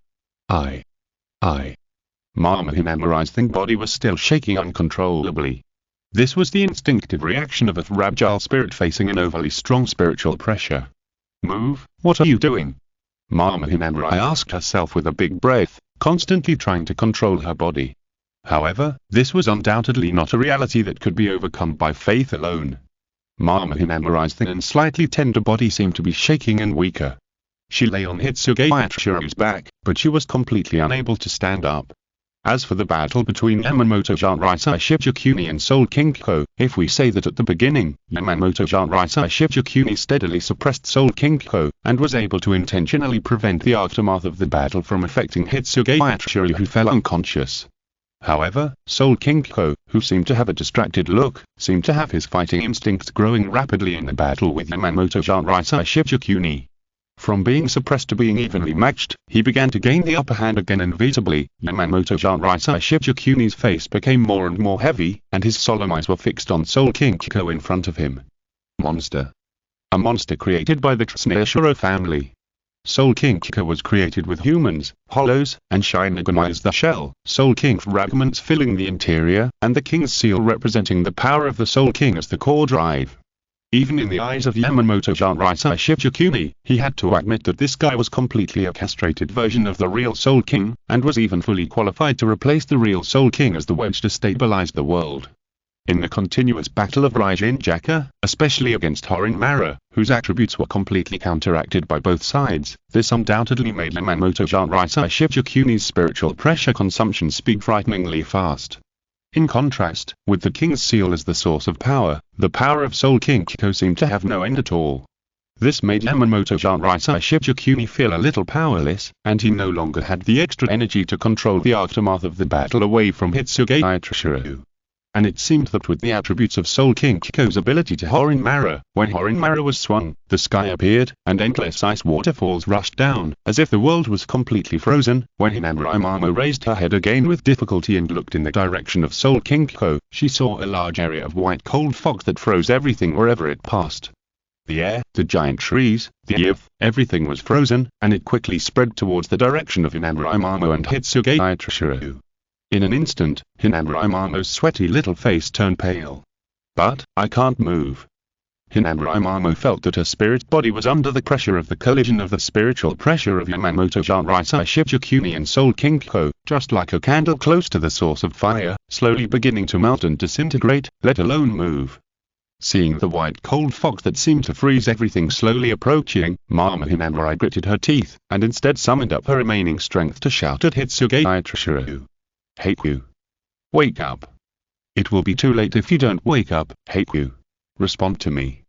However, just like Mama Hinamurai's weakness, Hitsuge Itrashiro has been hit hard again and again in the successive battles. At this moment, he is almost on the verge of death and can't respond to Mama Hinamurai's shouts at all. This also makes Mama Hinamurai's eyes reveal despair. Even though she knows that it will not work at all, she still subconsciously hugs Hitsuge Itrashiro tightly under her, trying to protect Hitsuge Itrashiro in this way. The 10 fingers of Hinamuraimamu that were tightly grasping Hitsuge Itrashiro exerted strength unconsciously, feeling powerless and desperate, but also somewhat unwilling, facing the white cold mist that was already close at hand. Hinamuraimamu already felt her spirit body rapidly becoming stiff, and the temperature of her body seemed to be rapidly being drained away. Anyone is fine," Hinamuraimamu grinned, feeling the tears that overflowed from the corners of her eyes being rapidly frozen, and the faith that had been trying to tighten in her heart reached its limit, and she shouted unwillingly, "Save me." The next moment, Hinamuraimamu felt her body lighten, and then felt a warm embrace. That Quincy named Kurosaki Makoto suddenly appeared and hugged her in his arms, and spread out his other palm and pushed forward flatly, and a large piece of spirit particles formed a spirit particle barrier like a wall in front of him. As soon as the white cold mist came into contact with the spirit particle barrier, a dense and clear freezing sound was heard. However, the barrier of spirit particles did not break, but seemed to be frozen into a white wall of size, blocking all the cold fog. The next moment, Mama Hinamurai's eyes blurred, and when she reacted again, she had already appeared on the outskirts of the forest where Yamamoto Shinraisai Shichikuni and the Soul King Kiko are fighting, and appeared right in front of a rescue team led by Yamada Hanatem. Yamada Hanatem was startled by the sudden appearance of Senju Makoto, and was at a loss as to how to greet him, when he suddenly noticed Hitsuge Itrashiro, who was being held by Senju Makoto's other hand. The extremely weak spiritual pressure, the alarming amount of bleeding, all these reactions showed that Hitsuge Itrashiro's condition was extremely critical. "Quick, we need to treat Captain Hitsuge immediately." Yamada Hanatem instinctively entered the state of a doctor, and the cowardly look on his face disappeared. Instead, he took Hitsuge Itrashiro from Senju Makoto's hands and placed him on the ground very swiftly. While using Kido, he directed the rescue team to assist him in emergency treatment. It was not until this time that Hinamuraimamu's half-hanging heart completely relaxed, and she noticed that the posture between herself and Senju Makoto was a little indecent, because Senju Makoto was holding Hinamuraimamu's waist with one hand to ensure that he would not be too uncomfortable under the high-speed movement. Therefore, Hinamuraimamu's budding little bear Candy was tightly attached to Senju Makoto, which made the relaxed Hinamuraimamu say shyly, Mr. Kurosaki Makoto, I am very grateful for your help, but, can you put me down?" Chapter 561. Flowers in the mirror, moon in the water. However, Makoto Senju didn't notice Hinamuraimamu's shyness at all. At this time, Makoto Senju's eyes were undoubtedly looking in the direction of Asian Sosok. However, after listening to the request made by Hinamuraimamu, Makoto Senju obediently let go of his arm, put Hinamuraimamu on the ground, and then habitually said gently, "It's too early for you to go to the battlefield over there, don't step in rashly." In an instant, a picture that was almost engraved in the depths of Hinamuraimo's memory emerged in her heart. Once upon a time, Hinamuraimo fell asleep countless times in the longing for that gentle voice similar to this. You, Hinamuraimo instinctively stretched out her palm towards Makoto Senju, as if trying to retain something, but Makoto Senju disappeared from the spot almost instantly. At the same time, just when Makoto Senju rescued Hinamuraimo and Hitsuge Tsushiro, Tsushiro Tokinada showed amazing combat power under the siege of Soifong, Kachikabyakura, and Hizajishune. When Tsushiro Tokinada was frantically squeezing out souls at all costs to drive the Anrakagamai code, Tsushiro Tokinada not only constantly imitated Sinrawang Sayang, but also used various zanpakutō abilities from time to time. The Gakuroku Corridor, the Katenkyu, the Kyomashi, all kinds of existing zanpakutō abilities, or the zanpakutō abilities of the former captains that only exist in history, Tsushiro Tokinada almost used any weird and disgusting ability. Even when facing Hizajishue, he always maintained the Kyomashi of Tosunkane, and the bad taste of mockery and sarcasm almost overflowed from Tsushiro Tokinada's words. However, facing the zanpakutō ability of the former captain, Hizajishue's expression hardly changed at all, and the wind death in his hand kept slashing at Tsushiro Tokinada's neck.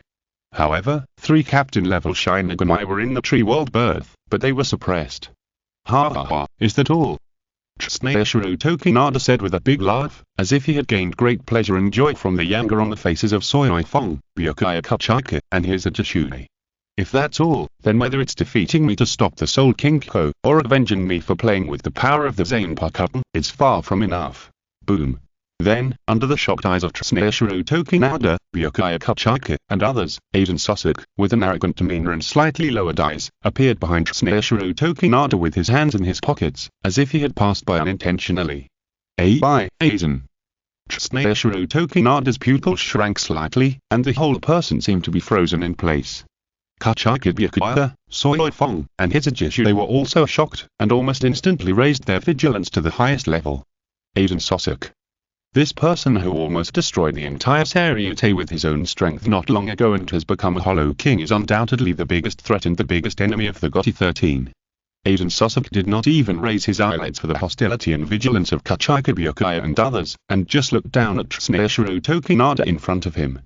Then, Tsushiro Tokinada seemed to have thought of something and reacted. A smile bloomed on his face and said, Aizen, are you ready to cooperate with me? That's right. As long as you cooperate with me, with the ability of Soul King Ko, whether it is to reach the Soul King Palace or to deal with, however, before Tsushiro Tokinada could finish speaking. Hado that forth. White Thunder Aizen Sasuke made a faint and arrogant voice, and released a white thunder with power that almost exceeded the theoretical limit from his raised fingers, which instantly pierced through Tsushiro Tokinada's throat. The speed was so fast that Tsushiro Tokinada had no time to react. It was not until a blood hole appeared in his throat and blood could not stop gushing out that Tsushiro Tokinada came to his senses and subconsciously covered his throat and made unclear sounds. The surrounding Shinigami such as Soifong were also stunned when they saw this scene. Originally, they also thought that Aizen Sasuke and Tsushiro Tokinada would form an alliance because they stood on the same position against the Seireitei, but they did not expect Aizen Sasuke to attack Tsushiro Tokinada without hesitation. Just when the scene seemed to become weird, Aiden Sasuke finally spoke slowly. Tsushiro Tokinada, you don't need to get excited, because I don't care about anything you say, just like a dragon will not deliberately bow its head to listen to the whispers and oaths of an ant. This statement full of contempt and arrogance undoubtedly made Tsushiro Tokinada's expression seem to be distorted. But, Aiden Sasuke paused, and his eyelids seemed to lift a little, and he said with anger in his eyes. A mere ant actually tried to be on par with me. It's really unbearable arrogance. Under the gaze of Kachikabyakura, Soifong and Hizajishune, Aiden Sasuke said while walking towards Tsushiro Tokinada step by step, and slowly pulled out the zanpakutō from his waist. Then, Aiden Sasuke's zanpakutō slashed towards Tsushiro Tokinada without haste or slowness. This scene made Kachikabyakura and others feel cold all over. Is this the terrifying part of the Mirror Flower and Water Moon? In addition to the fact that Aizen Sasuke used the Mirror Flower and Water Moon to confuse the Seireitei for hundreds of years, what is the difference between an enemy who falls into the power of the Mirror Flower and Water Moon in actual combat and a lamb to be slaughtered? I'm afraid that even at the moment when I'm about to die, I can feel the truth again, right? Cut. Tsunoyashiro Tokinada's head flew up. Then, Aiden Sosok frowned slightly, raised his hand, and completely abandoned the chanting of Hado 90 black coffin to cover Tsunoyashiro Tokinada's body. After a few breaths, the black coffin dissipated, leaving only a broken body. However, Aiden Sosok glanced at the marks on the body and said in a calm and firm tone, "So that's it, Yanluo Jingdine also imitated the ability of the Mirror Flower and Water Moon?" Of course, the next body, Tsunoyashiro Tokinada's voice sounded at the same time from all directions. "Aiden Sosok, you are just relying on Mirror Flower and Water Moon. When you use the same zanpakutō ability to hypnotize each other, do you think you can do anything to me?" "Aiden Sosok, I'm afraid even you can't tell the difference between the illusion and reality of the flowers in the mirror and the moon in the water." Ha ha ha ha. Chapter 562. The Great Red Lotus Ice Wheel Pill. Chapter 562. True Great Red Lotus Horinmara. The next moment, Tsunoyashiro Tokinada appeared behind Aiden Sosok. The throat that had been torn open seemed to have recovered as before. His expression was wanton and playful, as if he had already eaten Aiden Sosok. "Once you are deeply trapped in the ability of Kagami Suigetsu, everything you see and feel can be false. Being deeply trapped in it, it is difficult to distinguish between the real and the unreal. It is precisely because of this ability that the mere number is also meaningless in front of Aiden Sosok, and Urahara Kisuke spent more than 100 years without being able to find a real way to restrain him." Therefore, Tsunoyashiro Tokinada smiled playfully and wantonly. The two zanpakutō abilities imitated by Kagami are undoubtedly Tsunoyashiro Tokinada's greatest reliance and the most beloved zanpakutō abilities. The next moment, the surrounding giant trees, under the control of Tsunoyashiro Tokinada, almost instantly rioted, completely covering Aiden Sosok, Seireitei and others. Boom! Aiden Sosok, Seireitei, Kachika and Hisagishu, they were all crushed into meat paste in an instant. However, Tsunoyashiro Tokinada looked at this scene without any joy on his face. Although, after choosing to use the ability of Kagami Suigetsu, Tsunoyashiro Tokinada did not hesitate to use Kagami Suigetsu to cover up the whole world and launch a large-scale attack. However, this casual attack solved all the Shinigami including Aiden Sosok, which was extremely false no matter how you looked at it. "Kagami Suigetsu, I see. When did I start to be affected by your Kagami Suigetsu?" Tsunoyashiro Tokinada said with a smile. "From the very beginning." The next moment, Aiden Sosok's body, which seemed to have turned into a meat paste, disappeared in an instant, and was replaced by the intact Aiden Sosok. "From the very beginning?" Tsunoyashiro Tokinada was slightly startled. "Yes, from the very beginning, from the first time you saw me hundreds of years ago," Aiden Sosok stated calmly. Suddenly, Tsunoyashiro Tokinada's expression froze slightly, and then he said disapprovingly, "But that kind of thing doesn't matter, the important thing is now." Tsunoyashiro Tokinada pulled the corners of both sides of his mouth at the same time, revealing a smile like a venomous snake, and said, "Aiden Sosok, even if it is also an illusion of Kyoka Suigetsu, I am much more advantageous than you in being able to use other zanpakutō abilities at the same time. For example, how will you deal with the indiscriminate attack launched by Senro Ongsang under the cover of Kyoka Suigetsu?" As soon as these words came out, Aiden Sosok's expression was almost visibly moved, and in the forest centered on Tsunoyashiro Tokinada, countless giant trees frantically absorbed spirit particles and grew rapidly, and then indiscriminately attacked everything within the range. What both parties saw, heard, touched, and felt might be false. It doesn't matter. Then just include everything in the attack range. In an instant, wooden dragons kept rolling and crushing and destroying everything within the range. However, seeing all this in the eyes of Seireitei, Kachika, and Hisagishu, who were all hit by two Mirror Flower Water Moon abilities at the same time, everything they saw was extremely torn, as if there were two different worlds chaotically intertwined in their eyes. As for the figures of Tsunoyashiro Tokinada and Aiden Sosok facing each other, they did not move at all from beginning to end. This chaotic scene almost made Seireitei and others feel that the world was completely messed up. Subconsciously, Seireitei, Kachika, and Hisagishu retreated at the same time, and did not dare to attack easily, for fear that the enemy in their eyes was actually their companion. What should we do? Under the influence of the Kyoka Suigetsu, we have almost no room to attack. The only way is to find someone who has not been affected by the Kyoka Suigetsu. As Hisagishu's proposal came out, Seireitei and Kachika's eyes lit up at the same time, and the only group that might not be affected by the Kyoka Suigetsu is undoubtedly Senju Cheng, Kurosaki Ichigo and Ishirai. However, before Seireitei and Kachikabyukai were ready to ask them to come over to act as eyes, their pupils shrank when they looked in the direction of Yamamoto Jinrai Shichikuni and Soul King-ko. Bankai. Great Crimson Lotus Horinmara.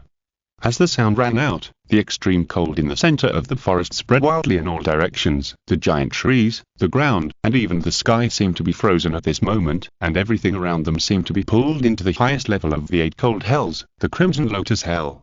You're kidding, aren't you? This is not just about influencing the celestial phenomena, but the residual power of the leagued power is enough to freeze the world. Is this the real power of the Great Crimson Lotus Horinmara?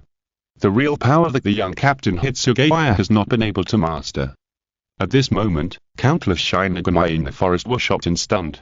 This is undoubtedly the true horror of the rumored Raijin Bankai that can evaporate the moisture of the entire Soul Society, the strongest zanpakutō of the ice and snow system, Horinmara. Extremely cold.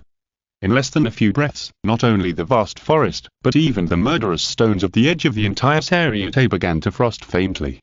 The flame that had been competing with Horinmara dissipated in an instant. Even the spiritual pressure of Yamamoto Jinrai Shichikuni was rapidly weakening. This change made countless Shinigami subconsciously feel fear and hesitation. Could it be that the captain was defeated? The Captain General Yamamoto Jinrai Shichikuni, who had been the strongest for thousands of years and supported and stabilized the entire GOT 13 like a stabilizing force, was defeated. This fact made countless Shinigami confused. Even King Pachizaraki, who was fighting with wooden men and wooden dragons wantonly and madly, was suddenly stunned. The sky changed. At this moment, whether it was the full released power of the Great Crimson Lotus Horinmara or the defeat of Yamamoto Jinrai Shichikuni, countless Shinigami felt that the sky above the Seireitei seemed to be completely dark. It turns out that the Captain General is not the strongest, nor is he invincible. Just when countless Shinigami were shocked and seemed to have completely lost their backbone, the extreme cold was still spreading wildly in all directions. Faintly, in the center of the forest, a lifelike, almost human-sized miniature ice dragon rose into the air, and below the miniature ice dragon was Yamamoto Jinrai Shichikuni, whose zanpakutō's Bankai was halfway through being completely frozen. If you're listening to this novel on a channel other than Fanfic World, it means they downloaded and uploaded it without effort. We cordially invite you to visit our channel, Mundo Fanfic Novel, as there you'll find the original version of this story and you can explore many other novels of various genres. We're waiting for you to immerse yourself in a world of incredible novels. Chapter 563. You have always been you. No one knew that in the hands of Soul King-ko, the Bankai, Great Crimson Lotus Horinmara would be so terrifying. If the Great Crimson Lotus Horinmara in Hitsugaya hands was only at the level of a refrigerator, then the Great Crimson Lotus Horinmara released by Soul King-ko was almost as powerful as the South Pole. Moreover, the difference between the Horinmara Shikai and Bankai in Hitsugaya hands was only the difference in the amount of ice produced, and the temperature did not change substantially. Therefore, under the preconceived notion, the old man Yamamoto Jinrai Shichikuni was careless and was completely led into a trap by Hitsugaya. He subconsciously measured the Great Crimson Lotus Horinmara used by Soul King-ko with the Bankai changes mastered by Hitsugaya. Soul King-ko used the completely different Great Crimson Lotus Horinmara to deceive and sneak attack Yamamoto Jinrai Shichikuni, who was full of martial virtue. This also caused Yamamoto Jinrai Shichikuni, who had already consumed too much spiritual pressure, to be completely frozen before he could even release his Bankai. And the Soul King-ko, who rose into the air like a humanoid ice dragon, had the king's seal on his chest emitting a faint glow, and his feet, which had turned into dragon claws, were pointed in the direction of Yamamoto Jinrai Shichikuni. The next moment, with Soul King-ko was the center, a crazy ice storm spun wildly around him, and the whole person fell downwards with a bang, and the target was surprisingly the frozen Yamamoto Jinrai Shichikuni. This blow will completely tear apart the strongest legend that Soul Society has maintained for 1,000 years. Yamamoto Jinrai Shichikuni, whose figure had supported the GOT 13 for 1,000 years, was about to turn into countless ice fragments in the face of the Soul King-ko, who was fallen with a bang. It's getting closer. Captain General Komamura Sajin, who was controlling the Black Road Heavenly Punishment Mama, watched this scene from afar, and was almost furious. However, the zanpakutō in his hand could not cross the unreachable distance to rescue Yamamoto Jinrai Shichikuni. The other Shinigami also turned pale, but it was obvious that they had no time to save the Captain General. In this lightning moment, Senju Cheng-ge, with a calm face, stood in front of Yamamoto Jinrai Shichikuni. Boom! The spirit sword collided with Soul King-ko. Just like the battle with Yamamoto Jinrai Shichikuni in the past, the spirit sword condensed by normal spirits could not withstand the extreme temperature at all. In just a moment, the spirit sword that came into contact with Soul King-ko began to freeze, and quickly spread to Senju Cheng-ge's palm. Crack, crack. Before the extreme cold was about to infect him, Senju Cheng-ge quickly lifted the ice sculpture of Yamamoto Jinrai Shichikuni and retreated, and in an instant he was at a relatively safer distance from Soul King-ko. Then, Senju Cheng-ge glanced at Yamamoto Jinrai Shichikuni, as a physician who was once comparable to Unohana Retsu in the Seireitei, and with a unique microscopic view of the spirit particles, Senju Cheng-ge instantly determined the state of Yamamoto Jinrai Shichikuni. In addition to the surface of the spirit body being completely frozen, even a considerable part of the spirit particles in Yamamoto Jinrai Shichikuni's body were in a frozen state. It was for this reason that Soul King-ko interrupted Yamamoto Jinrai Shichikuni's Bankai process, so that the old man was frozen before he could even release his Bankai. In other words, Yamamoto Jinrai Shichikuni was still alive, but there was no possibility of recovery before he was thought by physicians of Unohana Retsu and Senju Cheng-ge's level. As for the appearance of Senju Cheng-ge, Soul King-ko looked at the calm and elegant face reflected in his eyes, and for the first time, his expression fluctuated in his eyes, and he spoke slowly and slowly. Kuro Seki Cheng-ge.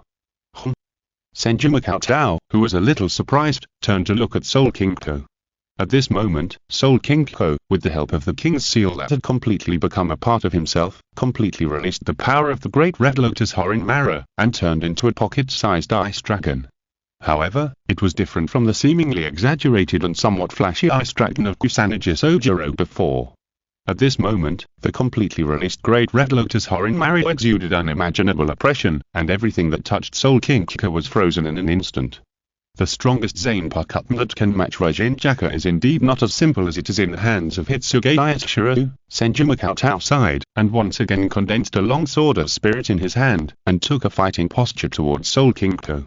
Perhaps, from a purely profit standpoint, letting Yamamoto Jinrai Shichikuni die would do more harm than good to Unohana Retsu's ability to completely seize control of the GOTY 13. Without Yamamoto Jinrai Shichikuni's inclination, the only two people in the entire GOTY 13 who were qualified to compete with Unohana Retsu for the position of Captain General at Kokushansui and Jikitsujushiro. However, without external interference, Kokushansui and Jikitsujushiro together may not be Unohana Retsu's opponent. However, Senju Cheng-ge glanced at Yamamoto Jinrai Shichikuni, who was frozen behind him, but still full of majesty between his eyebrows. "There's really nothing I can do, old man. No matter what, I have been taken care of by you many times in the past. Seeing you die like this, isn't it against my original intention?" Senju Cheng-ge said secretly in his heart. And the brain of the Soul King-ko, which seemed to have little independent consciousness, seemed to have found a trace left by Senju Cheng-ge not long ago, the trace of killing him. The next moment, Soul King-ko and Senju Cheng-ge disappeared almost at the same time and headed towards each other. The Ice Dragon Claw and the Soul Blade collided with each other.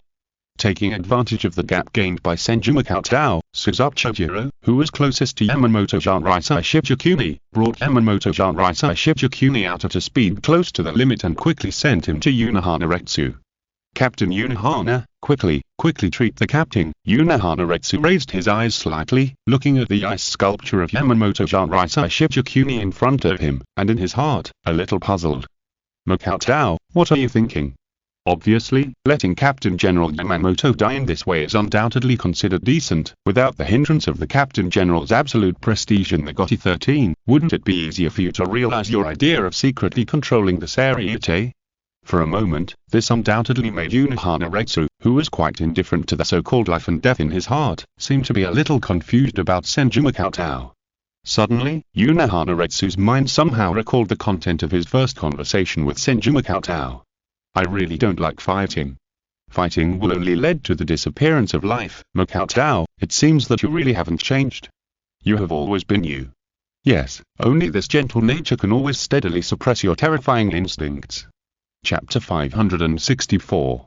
Ice Flower Burial Realm. Captain Unohana. Chojiro Suzu's voice was so urgent that he could not hold it back, waking Unohana Retsu from his thoughts. How is the captain-in-chief? Don't worry. Unohana-retsu's demeanor was still so gentle and elegant. Just now, he seemed to be in a trance with Yamamoto Seireitei Shibukuni, and Chojuro Suza thought that he was judging Yamamoto Seireitei Shibukuni's condition. Just leave the captain-in-chief's treatment to me, but I'm afraid that in this war, the captain-in-chief may not have enough time to recover. Chojuro Suza heard this, and his expression froze. The current situation seems to be much better than the King's Seal going out of control and destroying the Seireitei at any time, but Chojuro Suza knows, it's more critical now. In addition to the Soul King Kiko who defeated Yamamoto Seireitei Shibukuni and Tsuneshiro Tokinada, Chojuro Suza also noticed the appearance of Aizen Sosok. Fortunately, for now, Aizen Sosok seems to be in a hostile state with Tsuneshiro Tokinada, otherwise, Chojuro Suza's eyes moved slightly, and his gaze unconsciously looked towards the empty sky above the Seireitei. However, as a vice captain who has followed Yamamoto Seireitei Shibukuni for 1,000 years, Chojuro Suza knew very well that the Soul King Palace was in the sky above the Seireitei, which was blocked and protected by 72 ghost barriers. The Zero Squad was guarding the Soul King Palace. However, once the Seireitei fell into a crisis that the Gotti 13th Division could not handle, then according to the agreement between Captain General Yamamoto and the Zero Squad would personally descend to the Seireitei. At present, Yamamoto Seireitei Shibukuni was frozen and lost his combat power, which might lead to the Zero Squad's imminent deployment. At this moment, Makoto Senju, who was fighting with the Soul King Kiko, also looked a little solemn. The great Red Lotus Horinmara, which was completely released by the power of the King's Seal in the hands of Soul King Kiko, was more terrifying than expected. Everything it touched, passed by, and touched, was frozen forever. If the battle with Yamamoto Seireitei Shibukuni was like standing on the edge of a volcano, then the battle with Soul King Kiko was like being in the center of Antarctica. Not only did the body seem to be frozen in this extreme cold, but even the air seemed to condense, making the body's movements further sluggish. It is hard to imagine that this is the power exerted by the same zanpakutō used by Hitsuge Itoshiro. Bang! The Reikoten in Senju Makoto's hand collided with Soul King Kiko again, and the visible ice quickly spread along the Reikoten towards Senju Makoto. Senju Makoto abandoned the Reikoten without hesitation, stepped back slightly, and the Reikoten formed in his other hand swept from bottom to top towards Soul King Kiko's chest, aiming directly at the King's Seal. In any case, the King's Seal must be the driving force behind the movement of this monster made up of fragments of humans, hollows, Shinigami, and Soul Kings. The large number of Soul King fragments may be the skeleton supporting the King's Seal, but the core is definitely the King's Seal itself. Therefore, the weakness is also that King's Seal. However, Soul King Kiko may not have any self-awareness, but his instincts are undoubtedly outrageous. Dang! Soul King Kiko raised his icy claw to block, while his other claw passed through the air and pointed directly at Senju Makoto's head. Wherever the claw passed, the terrifying cold air exploded and spread, and even the air was visibly condensed into large pieces of ice. From a distance, it seemed that the air was torn open with an icy wound, as if it was going to drown Senju Makoto in it. Crack, crack, the next moment, the cold air completely exploded, and endless cold currents suddenly bloomed to form a 1,000-meter-long glacier hanging upside down in the sky. However, Senju Makoto was not frozen in it. Soul King Kiko's eyes turned and stared at Senju Makoto who had retreated hundreds of meters in an instant. He seemed to realize that this attack method could not catch Senju Makoto who was incredibly fast. Then, Soul King Kiko pointed upwards, and a white expanse slowly descended from the gloomy sky above the jingling court. Ice flowers, snowflakes, ice flower burial realm. In an instant, the ice flowers that were slowly falling within the entire jingling court began to absorb the surrounding heat crazily. With the release of the Great Red Lotus Horin Pill, the temperature of the entire jingling court began to drop sharply, and every ice flower that fell to the ground seemed to bloom and leave a large layer of ice. At this moment, everyone in the entire jingling court seemed to be in an extremely cold ice and snow hell. Cold. Cold, cold, cold. The weaker the spirit, the more difficult it is to bear such low temperature. Cold, what is this temperature that can only be barely resisted by spiritual pressure? Could it be that this is the true power of Dikar and Horinmara? When fully released, it is enough to drag Soul Society into the extremely cold hell. Not good. If this continues, the entire Seireitei will be completely frozen. Not only the Shinigami of the 13th Gotti Squad realized that it was not good, but Senju Makoto, who was in the center of the endless ice flowers, knew the horror of it best. If Raijin Jaka's Bankai is enough to completely evaporate the moisture in Soul Society, then the complete Bankai of Horinmaru of this moment is the power to completely turn Soul Society into a world of ice and snow. Fortunately, with the existence of the murderous stone and the soul-blocking membrane, the power of Dika and Horinmaru was blocked within the Seireitei. Otherwise, if it spread to the Rukongei area, I'm afraid that a large number of soulless residents would have died. With this thought, Senju Makoto's expression couldn't help but sink slightly. Without using the Bankai All Things commandment involving name, relying only on the ability of all things. Even if Makoto Senju wants to defeat Soul King Ko, who is probably comparable to the top captain in front of him, he is not sure at all. But if he releases the Bankai All Things commandment, the consequences for Makoto Senju may be even worse. As for launching a righteous beating against Soul King Ko, there are not many captain-level Shinigami who are really qualified to participate in this level of battling the entire Seireitei. People like Komamura Sejin may join in without hesitation, but I am afraid that the aftermath of the battle alone is enough to freeze Komamura Sejin. At this moment, the one who can really help, Makoto Senju senses the spiritual pressure fluctuations in the entire Seireitei and judges silently. In addition to Aizen Sasuke, whose purpose is not completely clear, there is only Unohana Teacher. As for the other captains, they are limited by the difference in the level of spiritual pressure and are not very useful. But forcing the teacher to take action shows my incompetence as a disciple. Senju Makoto took a deep breath, feeling the biting cold air rushing into his chest, and said secretly. Chapter 565.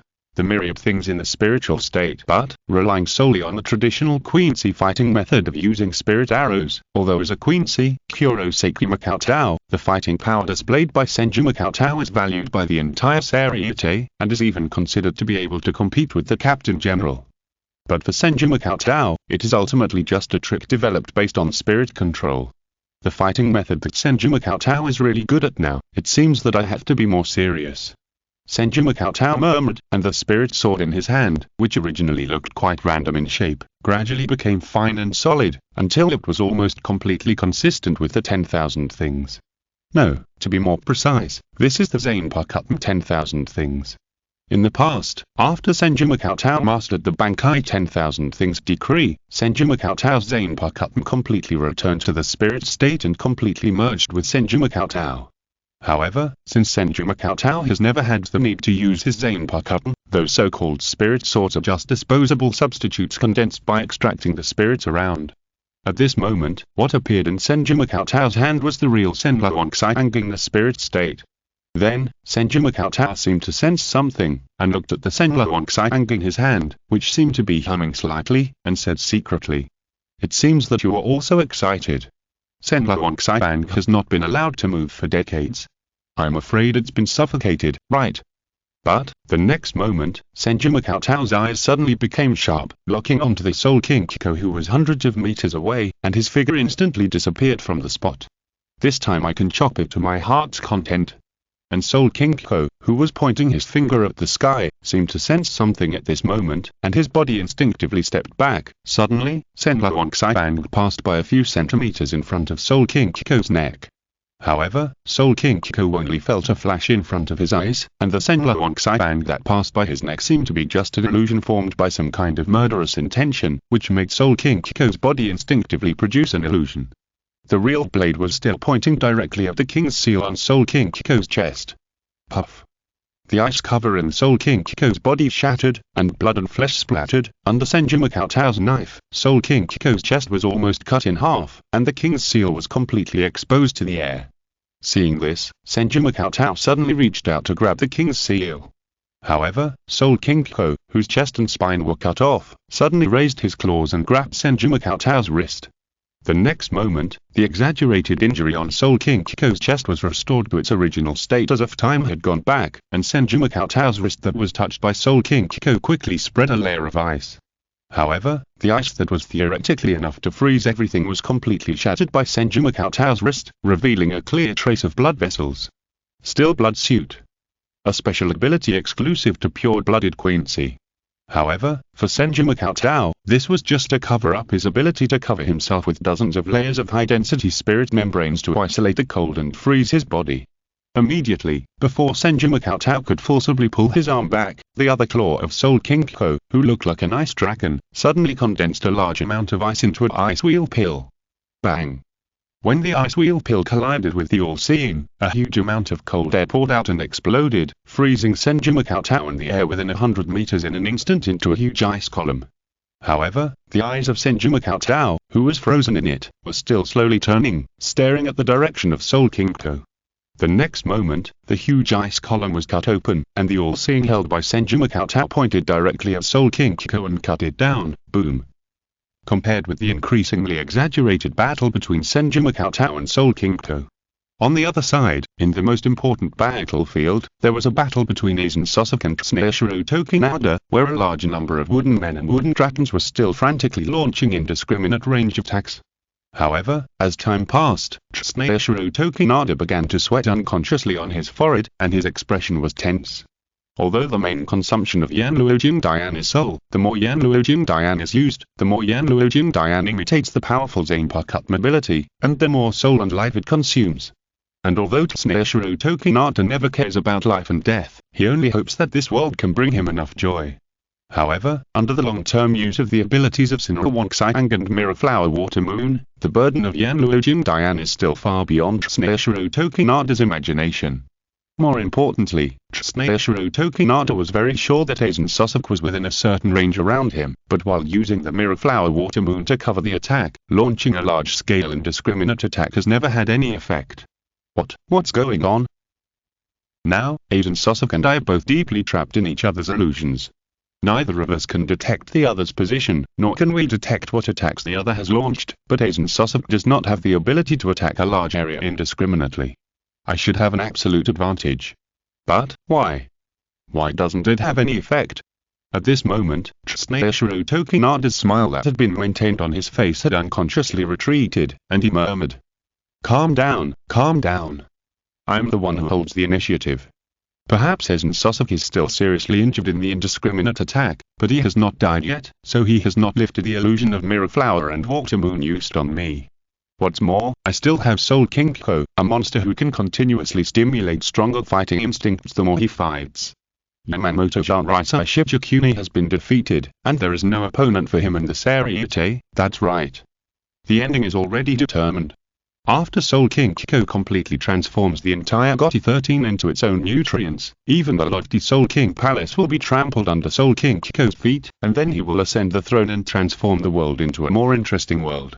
And when Seireitei kept comforting himself and continued to maintain a large-scale indiscriminate attack, the fastest Seireitei also persuaded Kurosaki Ichigo to come to assist him, and determined the battle situation from a perspective that was not affected by the Mirror Flower and Water Moon. How is it? Kurosaki Ichigo, where is Seireitei and Aizen Sasuke? Seireitei asked hastily. Kurosaki Ichigo seemed to have seen something shocking, his pupils shrank slightly, and he pointed in the direction of Seireitei and said, that's Seireitei, where's Aizen Sasuke? Kachikabukai asked. Aizen, Kurosaki Ichigo swallowed his saliva, and his eyes reflected two figures that were very close to each other. Chapter 566. Overwhelming gap. The arrival of Ichigo Kurosaki also attracted the attention of Seireitei, and when Ichigo Kurosaki pointed out his position, Seireitei was about to change his position, but Ichigo Kurosaki's next words made Seireitei completely stunned. Aizen has always been behind Seireitei. In an instant, Seireitei's pupils suddenly shrank, and he felt cold all over, and he was completely frozen in place. The next moment, the Mirror Flower Water Moon pierced through Seireitei's chest from behind and came out, the pain that went straight to the soul, the strength that seemed to be taken away in an instant, and the blade that reflected the cold light made Seireitei try to tell himself that this might all be just an illusion created by Aizen Sasuke. Ichigo Kurosaki was fake, the position that was revealed was fake, and the chest being pierced was also fake. However, the voice of Aizen Sasuke sounded behind Seireitei. What a pity, I wanted to play with you for a little longer, Aizen Sasuke said with a nostalgic and somewhat regretful voice. After all, this is a rare scene of the cooperation between Senbon Bancho and Kyokushuigetsu, although with your talent, using the power of Senbon Bancho is nothing short of an insult. Seireitei Nada opened his mouth slightly, blood gushing out, and said, "How did you find out my real position?" "What a stupid question that makes people laugh." Aizen Sosok's voice was still so calm. "Didn't you find out about this from the beginning?" "And I was standing behind you from the beginning, admiring the scene of Senju Cheng constantly launching indiscriminate attacks under the cover of Kyokusui-jetsu." How is it possible?"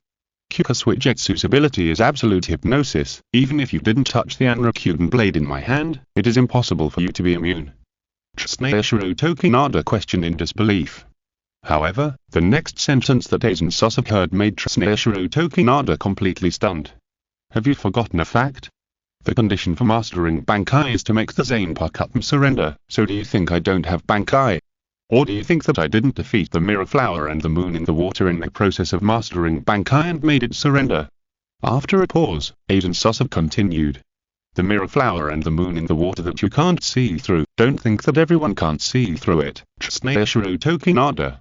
At this point, Seireitei Nada completely realized that he had lost. It wasn't the difference in spiritual pressure, it wasn't the difference in talent, and it wasn't the difference in zanpakutō ability.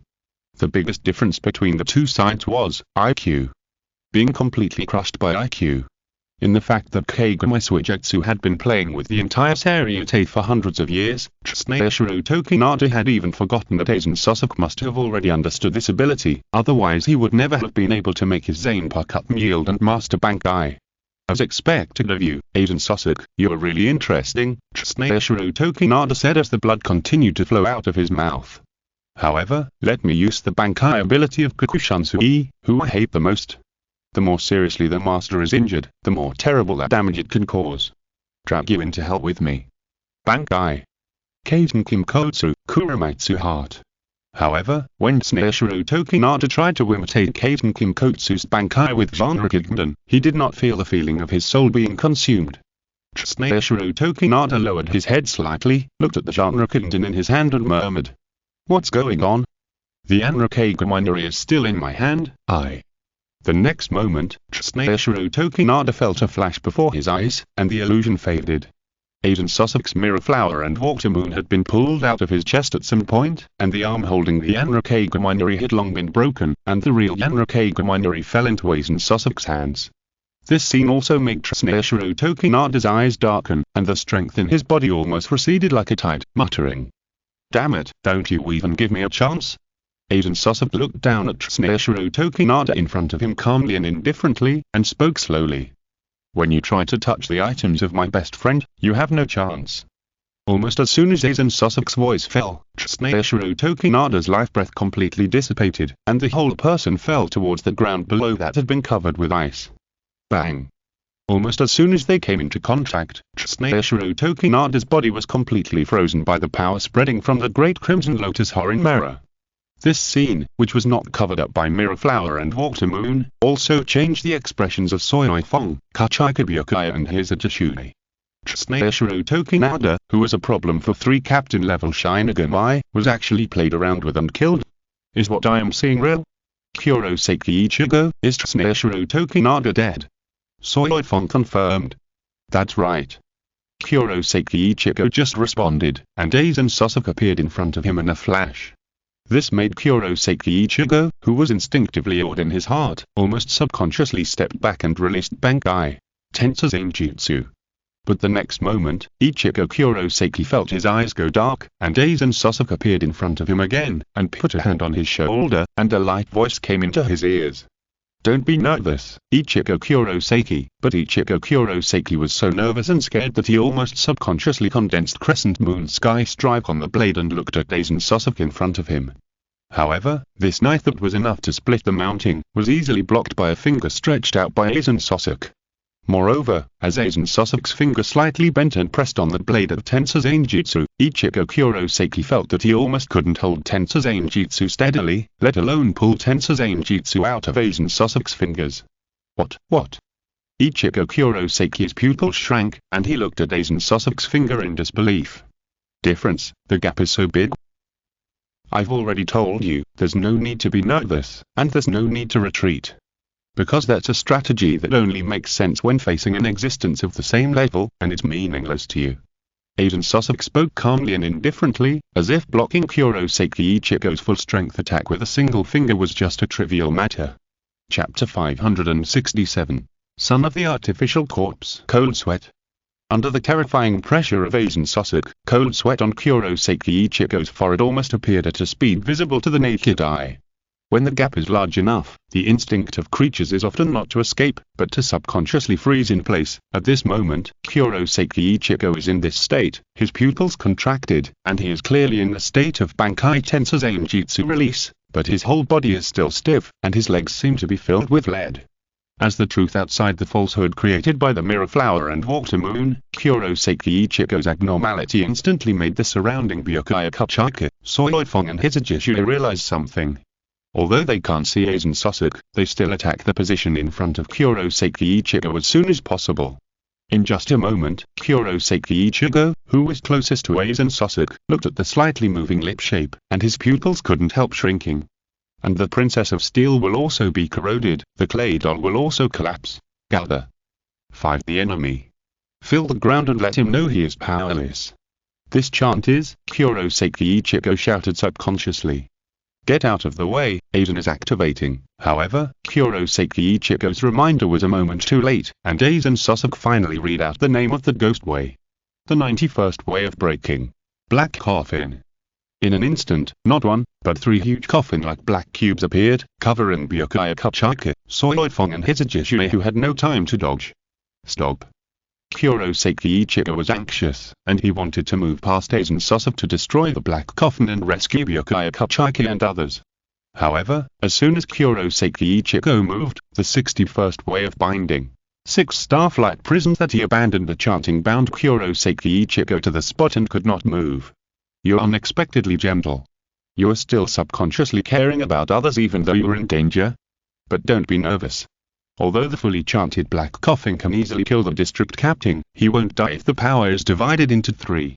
As Aiden Sosok finished speaking, the 3 black coffins seemed to have run out of power and dissipated into the air. The 3 figures that appeared almost simultaneously bleed a lot of blood from all over their bodies, as if they were hit by thousands of knives and fell down. Seeing this, Ichigo Kuroseki couldn't help but feel a little relieved, and looked at Aiden Sosok, who was close at hand with nervous and hostile eyes. Aiden Sosok seemed to ignore Ichigo Kuroseki's hostility and just touched Ichigo Kuroseki's chest with one hand. This action almost made Ichigo Kuroseki tense up and questioned. Aiden, what do you want to do? Nothing, just confirming something, pathetic person. Aiden Sosok said calmly, with a hint of sarcasm at the corner of his mouth. What? Kuroseki Ichigo was stunned and asked in confusion. Speaking of which, I should thank Kuroseki Makoto for this, otherwise I have overlooked some facts hidden in you in the past. Your existence is really interesting, Kuroseki Ichigo. Aiden Sosok slowly turned around and glanced at Kuroseki Ichigo with a meaningful look. As his figure disappeared from the spot, he left a sentence. Think carefully about what you are. What is the meaning of your existence? Kuroseki Ichigo, you were not human, not hollow, and not a god of death. Kuroseki Ichigo heard this, and his eyebrows couldn't help but twisted together completely. This seemingly meaningful word was completely incomprehensible to Kuroseki Ichigo. And the departing Aiden Sosok recalled the birth of Kuroseki Ichigo in his mind, the birth as a human. You know, as Ichigo Kuroseki's father, Isshin Kuroseki, his real identity is a member of the Shiba family, one of the 4 nobles, and the former captain of the 10th Division, Isshin Shiba. In other words, Isshin Kuroseki has always been in a spiritual state since birth, and has never had a so-called physical existence. Therefore, in this way, can Ichigo Kuroseki, who was born as a human being after the combination of Isshin Kuroseki and Masaki Kuroseki, really be called Isshin Kuroseki's son? Oh, the son of the artificial body provided by Kisuke Uehara. Kisuke Uehara, it seems that you have secretly done something interesting. Is this based on your personal will, or the 0 division behind you? Oh, the Soul King? Aiden Sosok murmured, but his eyes gradually turned cold. Among them, Aiden Sosok used to think that he was the one who manipulated the birth of Ichigo Kuroseki, but now when he reflected on it, he felt that a force called fate was driving everything. Whether there is fate or not, or the real Soul King is still alive, what I am going to do will not be stopped by anything. At this moment, the battlefield where Makoto Senju and Soul King Kiko fought was reflected in Aizen Sasuke's eyes. Aizen Sasuke's approach also immediately attracted Makoto Senju's attention. This also made Makoto Senju frown. Now with the ability of all things in the world and swordsmanship, it is already quite difficult to resist Soul King Kiko and the fully liberated Great Crimson Lotus Horinmara. At this moment, Makoto Senju also completely understood the tricky part of Soul King Kiko. It's not just the amazing power of the Great Crimson Lotus Horinmara, but more importantly, the power of the King's Seal, which not only makes Soul King Kiko's spiritual power almost endless. More importantly, after being cut into two pieces by Makoto Senju several times, Soul King Kiko's body can be quickly repaired as if time is going backwards, and even Soul King Kiko's fighting instinct is constantly adapting to the battle with Makoto Senju. Perhaps, Yamamoto Seireitei Shibukuni also realized this and tried to find an opportunity to completely wipe out Soul King Kiko with one blow, but he didn't expect to be frozen by the completely released Great Crimson Lotus Horinmara first. If Aizen Sasuke got involved at this moment and beat him up with Soul King Kiko, Senju Makoto would have to find a way to shake him off if he didn't prepare his Bankai. Aizen Sasuke witnessed the power of the completely released Great Crimson Lotus Horinmara up close, and couldn't help but reveal a bit of admiration in his eyes. In terms of pure power, the power of Raijin-Jaka and Horinmara is really amazing. Fortunately, the real owner of Horinmara, Hitsuge Yaoshiro, is still a young boy. This means that even if the power of Horinmara in Hitsuge Yashiro's hand is stronger than that of Rokuguru Meikensei, it is indeed quite limited, and it is completely unlike Yamamoto Seireitei Shibukuni who can influence the overall situation. Chapter 568 Tacit Cooperation. Then, when Aizen Sasuke was about to get closer to the battlefield between Senju Makoto and Soul King Kiko, Captain Aizen, I'm really grateful that you helped us deal with Tsuneshiro Tokinada, but we can't get closer to the battlefield. A somewhat lazy voice sounded. Kokushansui and Jikitijashiro, who was still wrapped in bandages, stood in front of Aizen Sasuke, one hand pressed on the zanpakutō at the waist, but their eyes were extremely alert. With the efforts of the emergency support of the 4th Division's rescue team, Kokushansui and Jikitijashiro finally recovered a certain degree of combat ability. It's really gratifying to see Captain Koku still so energetic. After a pause, Aizen Sasuke changed his tone and said. But after Kurosaki Makoto pressed his head and squeezed the ground hard, Captain Koku seems to have completely lost the ability to judge the difference in strength between the enemy and me. Do you think you can stop me with just you? After these words came out, Kokushansui's face was almost as black as the bottom of a pot. Once, as a veteran captain in the Seireitei, second only to Yamamoto Seireitei Shibukuni and Unohana Retsu, Kokushansui's prestige in the GOTY 13 was very high. However, not long ago, when Kurosaki Makoto pressed his head and squeezed the ground hard, Kokushansui was directly squeezed unconscious. Kokushansui found that his prestige seemed to have suffered an unprecedented huge blow, and some Shinigami looked at him with a different look. But why did Aizen Sasuke know that scene? Kokushansui's eyes narrowed slightly, and he realized that perhaps Seireitei and Karakura Town were also always under the surveillance of Aizen Sasuke. Is it because of this that Aizen Sasuke appeared at such a timely moment? At this moment, a gentle and elegant figure appeared in front of Kokushansui and Jikitijashiro, looking at Aizen Sasuke with a smile, and said, "Since Captain Aizen despises Captain Koku, I wonder if I am qualified to ask Captain Aizen to stop?" Unohana Retsu. Staring at the woman in front of him, Aizen Sasuke's expression has slightly changed.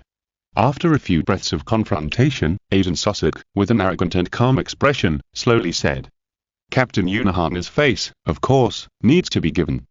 Unohana Retsu raised his eyebrows somewhat unexpectedly. Originally, in order to prevent Aizen Sasuke from interfering with Senju Makoto's battle, Unohana Retsu had already prepared to take action. Unexpectedly, the seemingly arrogant Aizen Sasuke, who looked down upon the entire GOTY 13, actually gave in. "I'm really grateful," Unohana Retsu said. "However, Captain Unohana, even if it's your face, the quantity is limited. Are you sure you want to use it here?" Aizen Sasuke asked. Aizen Sasuke's seemingly meaningful question made Kokushansui and Jikitijashiro look a little puzzled, but Unohana Retsu answered without hesitation. "Of course."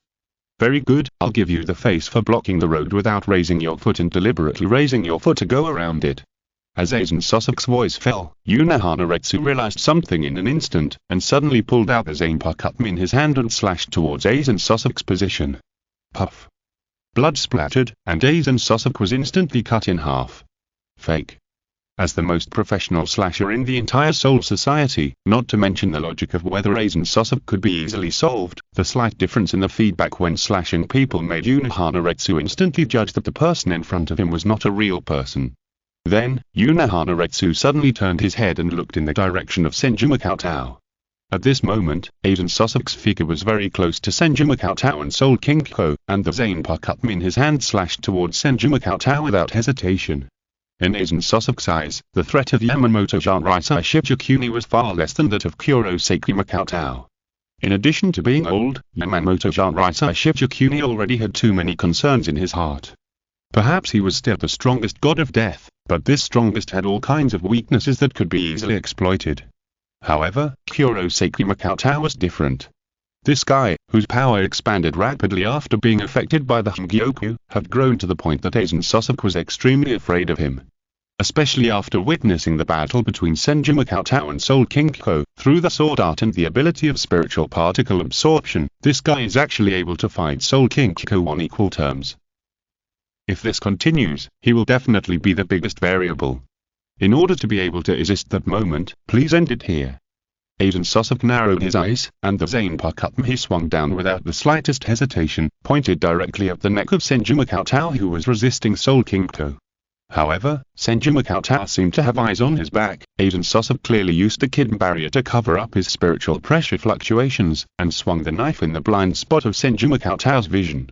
Senju Cheng raised his hand back, and a spirit particle knife condensed to block the mirror flower and water moon. Dang! The collision of the blades shocked Senju Cheng and Aizen Sasuke, and the four eyes also looked at each other. The next moment, Soul King-ko included Makoto Senju and Aizen Sasuke in his attack range. Large pieces of extremely cold ice poured down like a waterfall, as if to submerge Makoto Senju and Aizen Sasuke at the same time. However, Soul King-ko, who did not have much self-awareness, completely broke the short-lived balance between Makoto Senju and Aizen Sasuke, causing Makoto Senju and Aizen Sasuke to counter-attack Soul King-ko at the same time. Hado 88. Flying Dragon Strikes the Thief, Thunder Cannon. A huge torrent of high-temperature lightning burst out from Aizen Sasuke's raised palm, colliding with the large piece of extreme cold, stirring up bursts of mist. The appearance of the 10,000 things in Senju Cheng's hand quickly changed to a spirit bow, and the spirit arrows that condensed in one hand suddenly burst out, following the gap opened by the Flying Dragon Strikes the Thief, Thunder Cannon. Boom. The tacit cooperation between Makoto Senju and Sasuke has far exceeded the effect of 1+1 and GT2. The arrow that made Soul King-ko unable to react instantly penetrated Soul King-ko's chest, almost smashing half of Soul King-ko's body, leaving only the upper body connected to the King's Seal barely intact. Undoubtedly, this is the best opportunity to seize the King's Seal. However, Makoto Senju and Sasuke, who were staring at each other, did not react, knowing that they would be blocked by the other party if they attacked. Chapter 569 Eyes, Part 3. Aizen, it seems that you are not here in the Seireitei this time for some existence that has occupied all your attention as you just said. Senju Makoto asked. Aizen Sasuke asked back. You are not me, how come you don't know that I am not? So, attacking me from behind is also part of it. Senju Makoto said sarcastically. That's right, however, Aizen Sasuke answered without any guilt. Everything I do is for that purpose, so no matter who stands in the way, I will step on the other person's body to the end. Senju Makoto heard this, and there was a little surprise in his eyes. It was not the arrogance in Aizen Sasuke's tone, but why Aizen Sasuke appeared in the Seireitei so confidently, but he was not worried about being beaten up by those guys from the 0th Division after they came. Perhaps, Aizen Sasuke is very strong, even stronger than the last time they met. However, even if we leave aside the most mysterious and terrifying Hyoshuba Weetabaya, the rest of the Zero Squad are guys that cannot be underestimated according to the information known to Makoto Senju. Makoto Senju's mind moved, and he tried. You won't have a chance. The Seireitei has been destroyed like this. I'm afraid the rumored Zero Squad is on its way. You actually know about the Zero Squad? Aizen Sasuke was a little surprised, but then he said indifferently. But it's a pity that the Zero Squad you expect will not appear. What? Makoto Senju asked with a frown. Do you think that as a master, you should pay attention to your own pig farm all the time, or arrange other people in the pig farm to observe the changes? Aizen Sasuke asked an interesting question.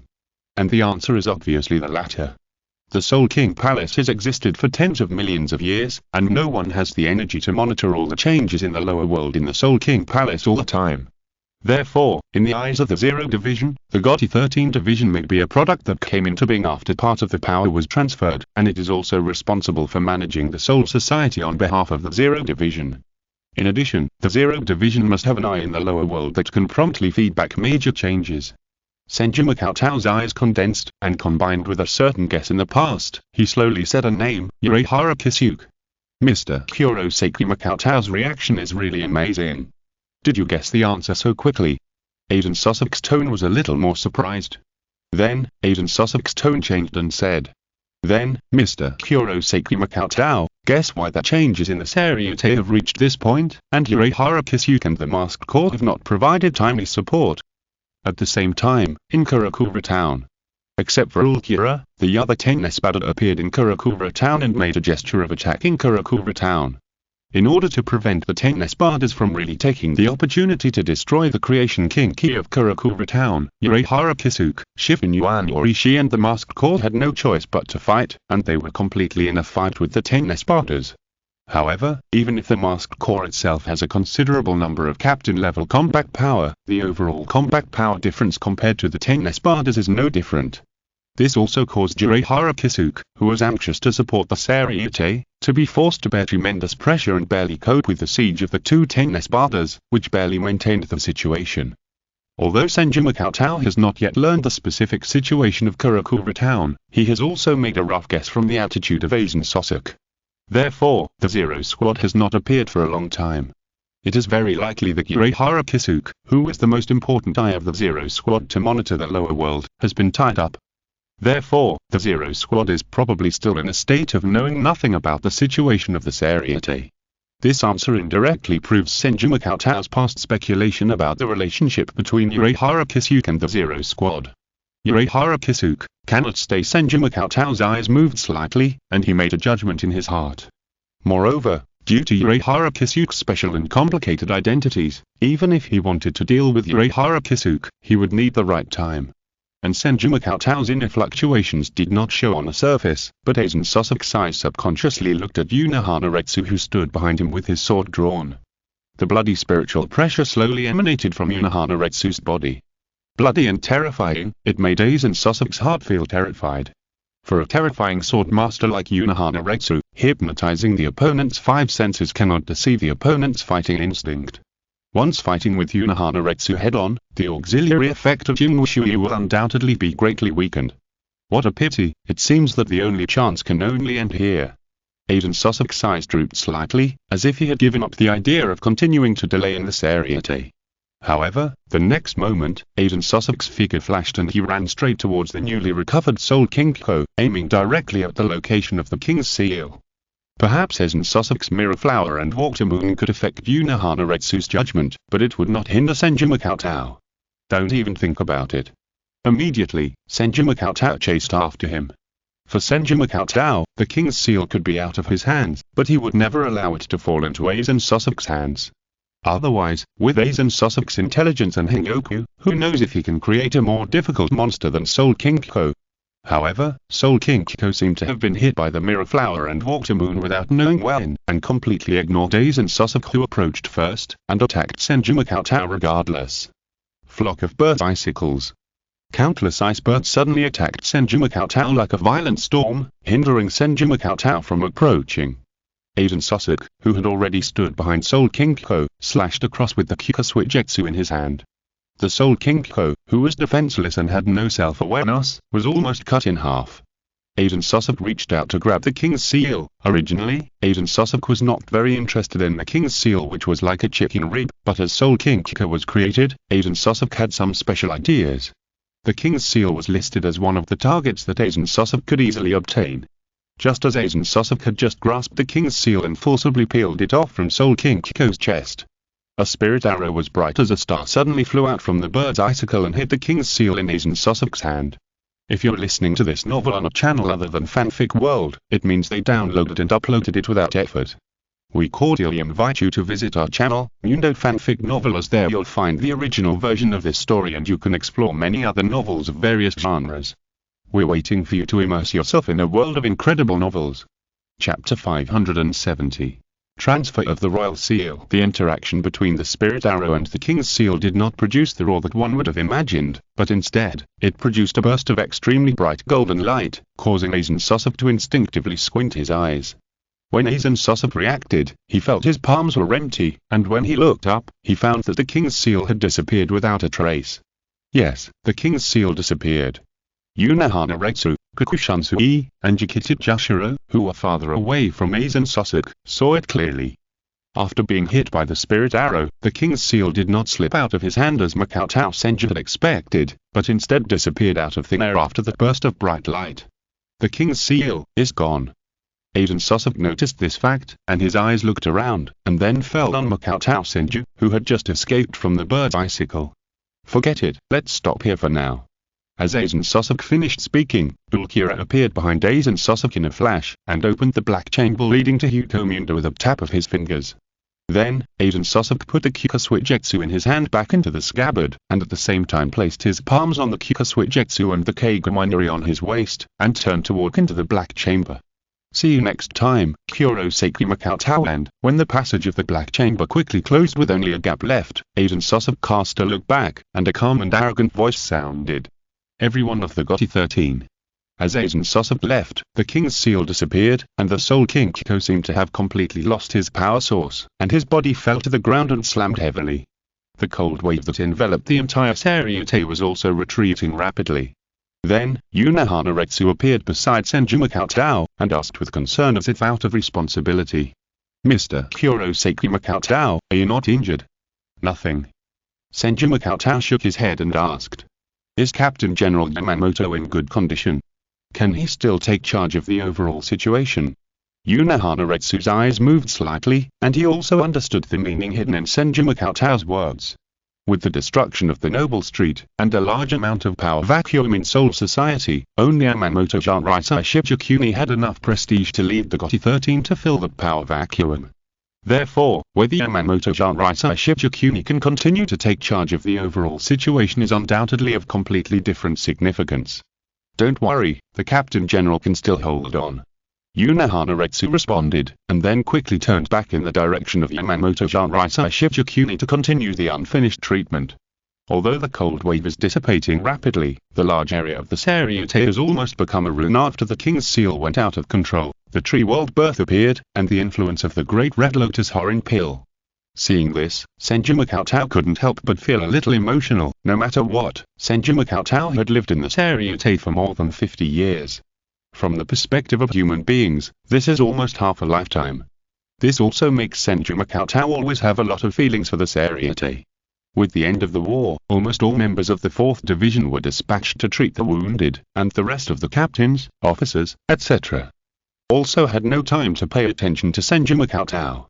Senju Makoto's palm reached out and gently pressed on the chest. With a strange look, the King's Seal did disappear in full view of everyone, similar to the space transfer, but it was transferred to Senju Makoto's body.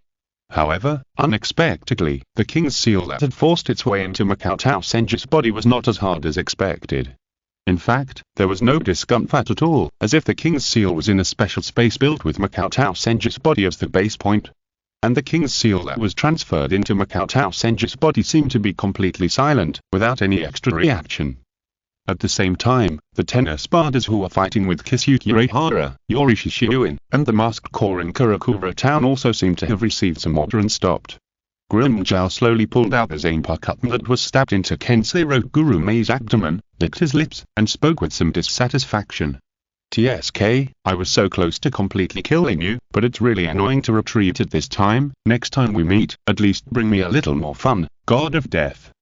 Stark, who had been lazily confronting Arashoda Bokuchan for a long time without either of them taking action, seemed to be relieved and waved to Lolanet, who was fighting with Sara Kakihari, and shouted. Lily, let's go, it's finally over. As for the rest of the 10 Espadas, they also distanced themselves from their opponents, and then opened the black chamber and began to return to Hukomundo together.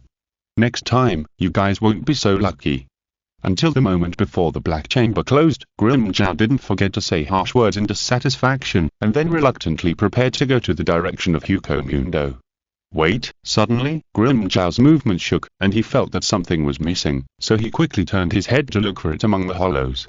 Arable, who had a relatively good relationship with Grim Zhao due to Senju Cheng, asked, "What's wrong?" Grim Zhao's mouth twitched repeatedly, and he said in a somewhat collapsed tone, "Nell, that idiot Nell is gone." Instantly, the expressions of the 10 espadrilles present all changed slightly. After all, even among the 10 espadrilles, Nell is a very special existence. In the past, she was a hollow that was self-made by Vastod, but because Aizen Sosok cut through her mask, her power was damaged, and she maintained a harmless childish appearance and thinking. However, because Nell seemed to have been treated by the mysterious Zeroth espadrilles in the past, she could temporarily restore her original appearance when she was emotionally excited. Therefore, Nell can be said to be both the weakest and the strongest among the 10 espadrilles, so she was awarded the number 5. The reason why Grim Zhao collapsed was that Grim Zhao is once the guardian designated by Senju Cheng for Nell.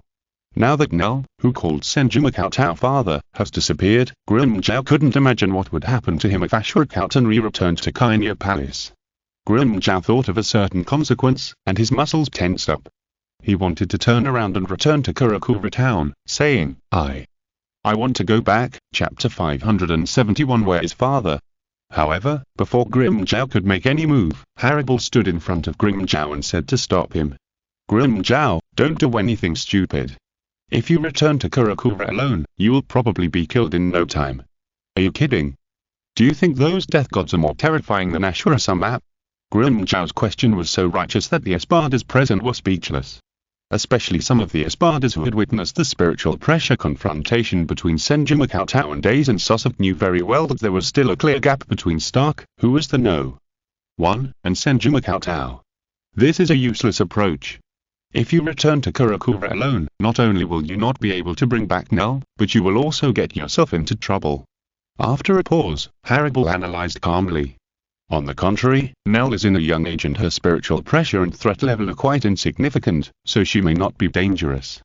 And once Nell encounters any life-threatening situation, she will take the initiative to restore her true form. With her strength, even if she is perceived by many Shinigami, she will still have the opportunity to open the Black Chamber and return to Hukomundo. Wow, what Haribal-sama said makes sense, as the No. 8 Ruby dragged her long sleeves and slightly covered her mouth, and said with a tone of gloating. Besides, an unstable Arensei like Nell should have been deprived of the qualifications to be an espada long ago, instead of occupying the No. 5 position and never. However, before Ruby could finish, Grim Zhao suddenly pressed down Ruby's face before she could react, and slammed her down at her feet. With his other hand, he condensed a blue void flash and aimed it at Ruby. Grim Zhao's eyes revealed a strong murderous intent, like a leopard with its claws fully paired, and spoke word by word. "If you keep saying that, I'll blow your head off." Ruby's face almost subconsciously revealed fear. While she was resisting instinctively, she felt for the first time that there seemed to be a much bigger gap between her and Grim Zhao than she had imagined. Complete, I can't get away at all. Moreover, the strong killing intent in Grim Zhao's eyes, the amazing spiritual pressure in his hand, does this guy really want to kill me? Ruby was shocked and shouted out of control. Grim Zhao, what do you want to do? Kill your fellow espada. Lord Aizen will definitely punish you. However, as Ruby finished speaking, the light of the light became more and more dazzling, and it got closer to Ruby, as if it would completely explode at any time. Moreover, Ruby turned her eyes and found that the other espadas present had no intention of stopping Grim Zhao at all. Most of them had a look of watching a good show. This also completely defeated Ruby's last reliance and psychological defensor. "I'm sorry." Ruby gritted her teeth and said. "Humph." Grim Zhao snorted coldly, forcibly suppressing the idea of completely killing this idiot, and turned his eyes to the group of subordinates standing behind that 10 espada and others, and ordered his subordinates. "You guys, no matter what method you use, you must find Nell's whereabouts for me. If you don't find Nell, don't come back to me." "Yes." Grim Zhao's 5 subordinates looked bitter, but still responded quickly. And Nell, who was worried about by Grim Zhao and Haribal.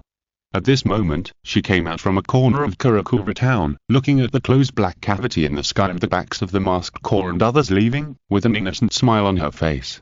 Although due to Senju Cheng's face and Grim Zhao's protection, Nell was almost walking sideways in the entire Hanai Palace. except for some arances who have just joined the Kinya Palace. Anyone with some experience in the Kinya Palace would not dare to provoke Nell easily. But after staying in the Kinya Palace for decades, Nell had long been tired of playing, and she only thought about why her father had not returned yet. Obviously, her father had promised to come back. In her childhood, Nell had almost no complicated thoughts in her mind, but she could not help but worry about her father who had not returned yet. However, although Nell had to give some face to Tosunkane, Ichimarajin and Bilajin in the Kinya Palace, every time Nell wanted to leave the Kinya Palace to find her father, she would be stopped by Grimjow and Haribo on the grounds of protection. Therefore, this time after following Grimjow to the human world, Nell took advantage of the fact that Grimjow was in a fighting state and did not notice her at all, and quietly hid in the house in Karakura town. As for the order of Asian sum map, Nell didn't care. Finding my father is the most important thing. Thinking of this, Nell clenched her fists to cheer herself up, raised her pure and lovely late green eyes to look at the completely different environment of Karakura town from Huko Mundo, and murmured, "Is this the real world? Could my father be here?" Nell's nose moved slightly, and suddenly she distinguished an unusually subtle familiar smell in the air, and her eyes almost lit up. Then, while Nell kept moving her nose gently, her body instinctively began to move in the direction of the smell. In her childhood state, Nell's spiritual pressure was weaker than that of ordinary hollows, and she did not attract anyone's attention at all. Moreover, as the smell lingering in the air gradually became stronger, Nell's face unconsciously revealed an excited look, and her steps also inadvertently became faster and faster. She did not even pay attention to the changes in the surrounding environment, and instinctively went in the direction where the smell was stronger. The next moment, Nell's foot was tripped by something, and she fell flat on her face with a thump. "It hurts, it hurts." Nell sat up with her face covered. She felt as if her face was burning. She turned her head to look at the thing that tripped her. A foot wearing wooden clogs appeared in front of Nell. Then, Nell looked up along the clogs, and saw strange green and white clothes and a fisherman's hat covering most of the face. Yurehara Kisuke. In an instant, Nell's face changed. Maybe Nell's character is simple and innocent, but it does not mean that Nell is a complete fool. At least Nell can still recognize Yurehara Kisuke, the enemy who fought with Bilajum not long ago. And Nell's expression changes were all seen by Yurehara Kisuke. He raised the cane in his hand and pointed the tail at Nell who was sitting on the ground, and said in a cold tone, "Are you dressed in the clothes of the Kurosaki Palace, a spy Arensei left behind by the 10 Espartas? Then please reincarnate well." Chapter 572 Empathy. Yurehara Kisuke's cane is the zanpakutō benime. As Yurehara Kisuke pointed at her with his cane, Nell instantly felt a chill, as if she had an illusion that her head would be pierced through in the next moment. "No, don't," Nell said in horror. However, Nell's cute appearance obviously couldn't shake Yurehara Kisuke's idea, not to mention that Yurehara Kisuke almost lost his life in order to restrain 2 Espartas at the same time. Then, just as Yurehara Kisuke's palm was about to poke Nell's forehead, dang! Accompanied by the faint sound of wind chimes, a door that Yurehara Kisuke had prepared in front of him slowly opened. Suddenly, Yurehara Kisuke's originally indifferent expression changed, and his face became a little more flattering and unremarkable. He raised his hands exaggeratedly and spoke. "Welcome back Mr. Kurosaki Makoto, Ichigo Kurosaki, and Ryashida. You have worked so hard on the Seireitei." The figures revealed behind that fully opened gate were Makoto Senju, Ichigo Kurosaki, and Ryashida, who had hurriedly returned to the human world from the Seireitei. The Seireitei was now in a state of ruins. Even the Captain General Yamamoto Jinrai Shibukuni was frozen, and most of the captains were seriously injured. They had no extra energy to entertain Makoto Senju and others. Moreover, after learning that many Aranses had attacked Karakura town, Makoto Senju immediately returned to the human world after making initial contact with Yurehara Kisuke. However, Makoto Senju's eyes had just stopped on Yurehara Kisuke when he noticed the petite figure lying at Yurehara Kisuke's feet. "Nell?" Makoto Senju's face changed immediately. When Makoto Senju saw Nell's eyes that seemed to be filled with tears and fear, and the side of her face that seemed to have been slapped, Makoto Senju's expression changed from sunny to cloudy almost visibly. Yurehara Kisuke is really a bad guy. He defrauded innocent boys, Ichigo Kurosaki, exploited child laborers, Jinta Honakari, Yosame, researched dangerous prohibited items, Benyoku, without authorization, sold various 3-no products, etc. Now, he beat up a harmless little lily in broad daylight. However, Urahara Kisuke thought that Makoto Senju's expression changed because Makoto Senju noticed the flower shop behind him that was almost razed to the ground by Tsuneshiro Tokinada. This made Urahara Kisuke's face a little embarrassed and apologetic. After all, before fooling Makoto Senju and others to go to Seireitei for support, Urahara Kisuke patted his chest and said that he would protect Synopsis and others and return to Kurakura town. Unexpectedly, in the end, even Senju Makoto's home was destroyed. Ahem, this, Mr. Kurosaki Makoto, I think I can explain it. Urahara Kisuke said with a wry smile. Senju Makoto shook his head and replied. No, there is no need to explain. Mr. Kurosaki Makoto can understand. However, before Urahara Kisuke finished speaking, Senju Makoto appeared in front of Urahara Kisuke in an instant, and a spirit knife condensed in his hand and slashed directly at Urahara Kisuke. Urahara Kisuke's pupils shrank, and after pulling out the red princess hidden in the cane, he subconsciously shouted. Scream, Red Princess! In an instant, a blood-red shield appeared in front of Urahara Kisuke. However, when the spirit knife slashed on the blood-red shield, the blood-red shield almost shattered with a sound. Immediately afterwards, the spirit knife slashed heavily on the red princess. Bang! Urahara Kisuke only felt an unimaginable terrifying force pressing down, holding the knife with both hands to barely block it, but the whole person unconsciously half knelt down. Wait, Mr. Kurosaki Makoto. The next moment, when Urahara Kisuke was about to speak, an unexpected slap suddenly hit Urahara Kisuke in the face. Bang! In the confused eyes of Kurosaki Ichigo and Ishirai, who had not yet reacted, the mysterious and powerful Urahara store manager was slapped away like a rag, crashing into the ground and stirring up a large cloud of dust. While Senju Makoto continued to chase Urahara Kisuke, Nell's nose moved instinctively, sniffing the familiar smell that suddenly became extremely strong. In an instant, Nell almost completely forgot the fear just now, and suddenly pounced on Senju Makoto's calf and hugged him. Senju Makoto. Subconsciously, Senju Makoto turned his head to Nell, who was suddenly hanging at his feet, and the four looked at each other. In response to Senju Makoto, Nell's sparkling eyes seemed to glow, and she spoke in surprise. Father, it's the smell of father. Senju Makoto. At this moment, Senju Makoto was a little confused and asked subconsciously. What father's smell? Nailu hugged Senju Makoto's calf tightly as if she was afraid that this only hope would slip away and asked. You have the smell of father on you. Do you know where my father went? Senju Makoto was caught off guard. He had never noticed that Nailu, as a hollow, actually mastered such a boring skill that had nothing to do with fighting. No, should it be said that Nailu, who doesn't like fighting at all, is worthy of it. Compared with Nailu's saliva that has the ability to heal others, Nailu's sense of smell that seems to be able to smell something special seems much more normal. However, before Senju Makoto could make up any reason, Nailu, who was tightly attached to Senju Makoto, sniffed the breath deeply, and her whole expression seemed to be happy and cute, and said, No, you are my father. The smell from the soul, father, I finally found you. When she said the last part, Nell's eyes were a little watery, clearly reflecting the current appearance of Senju Makoto.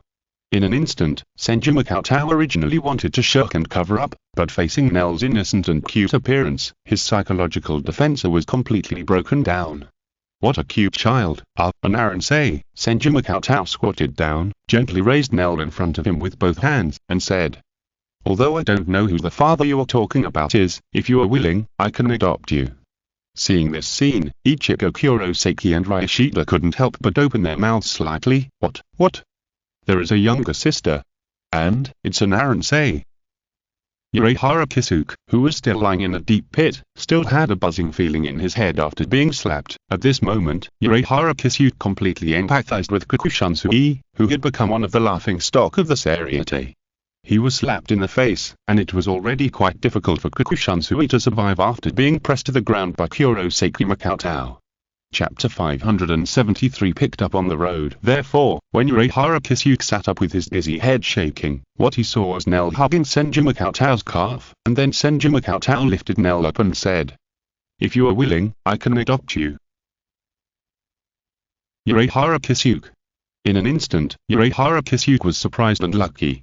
He didn't expect that the one who dissuaded Kurosaki Makoto from continuing to attack him would be that inconspicuous little Seireitei. What surprised Urahara Kisuke even more was that Kurosaki Makoto would actually have sympathy for a little Aransei. Although, Urahara Kisuke glanced at Nell, who was lifted up by Senju Makoto, with a bright and cute smile on her face. It is indeed quite cute, but, based on vigilance, Urahara Kisuke couldn't help but remind her. Mr. Kurosaki Makoto, this little Aransei might be a pawn left by Aizen Sosuk. If you keep her by your side, she might leak a lot of information to Aizen Sosuk. No way. However, before Senju Makoto could speak, Nell retorted anxiously. Nell loves father the most, so she won't betray him. She won't care about Aizen Sosuk or anything like that. She will only listen to father. Yes, yes, yes, Senju Makoto gently reached out and rubbed Nell's head, saying, I believe in Nell. Feeling the warm palm and familiar movements, Nell couldn't help but stare at Senju Makoto with her pure lake green eyes wide open. If Nell had doubted whether she had smelled it wrong just now, after all, the Senju Makoto in front of her was a human, and his appearance was quite different from the past, but when Senju Makoto rubbed his head as in a dream, Nell completely confirmed the fact. That's right. Absolutely right, the one in front of her was her father. The next moment, Nailu threw herself directly into Senju Makoto's arms, clinging to him like a little octopus, and then raised her tearful eyes to look at him, looking happy and blessed. Senju Makoto knew that Nailu had probably completely confirmed her identity after his hint, and couldn't help showing a doting smile on his face, saying, I believe in Nailu. Nailu, please stay by my side in the future. Yes, father. This time, Nailu shouted without the slightest hesitation, and there was only excitement and joy in her tone. Then, noticing the redness and swelling on Nailu's cheek that had not yet subsided, she asked with concern. Does it still hurt? Nailu doesn't hurt. Nailu responded, and as if to make Senju Makoto believe herself, she rubbed that side of her cheek in Senju Makoto's arms. That's good, Senju Makoto rubbed Nailu's hair again, and then asked. Nell, who hurt your cheek? When he said this, Makoto Senju's eyes intentionally or unintentionally turned to Urahara Kisuke, and Urahara Kisuke felt his back tighten and suddenly felt something was wrong. No matter how you look at it, Makoto Senju seems to be looking for a perfect excuse to beat him up.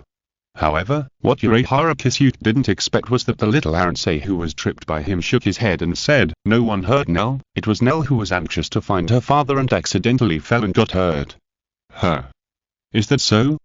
Makoto Senju heard this, and the slight dissatisfaction in his eyes eased a lot.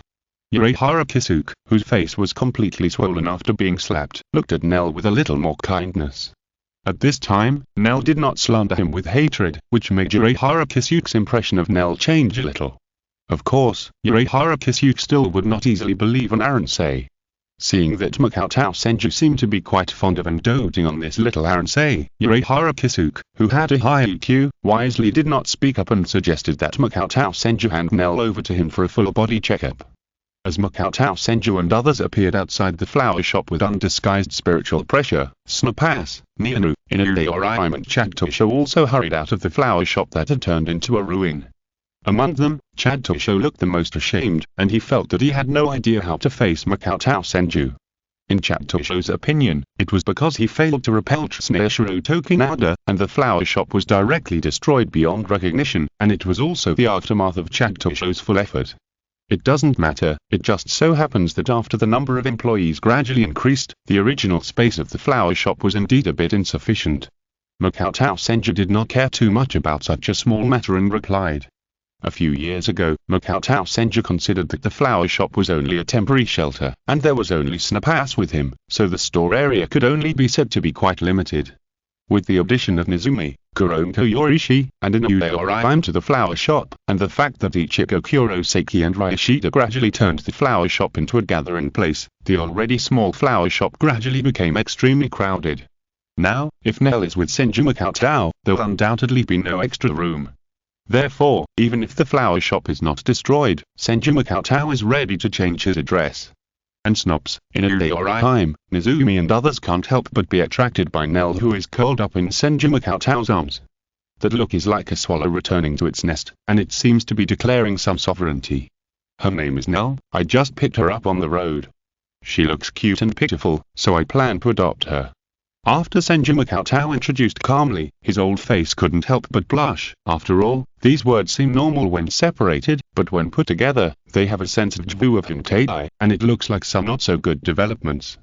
What about picking up a homeless little lily on the road, and then taking her home to raise her? Makoto Senju quickly shook off the strange thoughts and images in his mind, and introduced Synopsis, Kurosaki Ichigo and others to Nell. Miss Nell, I'm the store manager's exclusive maid. If you need anything in your life in the future, you can tell me. Synopsis, who was most familiar to Nell, saluted with the most standard maid etiquette. Although Nell had never known the existence of Synopsis, Synopsis followed Makoto Senju's orders in the past few years, and often paid attention to Nell's current situation in secret, and then reported to Makoto Senju. However, what Synopsis didn't expect was that Nell actually ran to Karakura town to find Makoto Senju. Following Synopsis, the others also greeted Nell. Except for Seireitei, who had a natural dislike for hollows and a slightly stiff expression, the others also expressed goodwill to Nell, who looked cute and well-behaved. Chapter 574 New Captain of Squad 9. Then, Makoto Senju finally let go of Nell, who was clinging to him like an octopus and didn't want to let go, and let her get familiar with Ichigo Kurosaki and others. Makoto Senju ordered to kiss Uehara on the side, and the two sides briefly exchanged the current situation, and then reached some consensus. In name, Makoto Senju, Ichigo Kurosaki and Ryoshita went to support the Seireitei, entirely based on Uehara's request and invitation. In this case, the flower shop was razed to the ground, and Uehara naturally had to compensate Makoto Senju. As for the content of the compensation, when Makoto Senju said goodbye to Uehara, he had a worn face, as if he was bathed in the spring breeze. Although Makoto Senju had a lot of savings even in the present world, it was naturally worth being happy to be able to fleece Uehara, a guy who always liked to hide behind all kinds of calculations. Uehara Kisuke's compensation was also in place very quickly. He provided Makoto Senju with a piece of land about the size of a football field in Karakura town, and built a huge super large flower shop in a few days with the special props he developed. No, to be more precise, this is completely a flower exhibition hall. Moreover, in the basement of this flower exhibition hall, Uehara Kisuke also opened up a space that is comparable to the underground space of Uehara grocery store. In the past few days, Makoto Senju was busy with his own staff to move the still usable things in the ruined flower shop and set them up in this flower exhibition hall.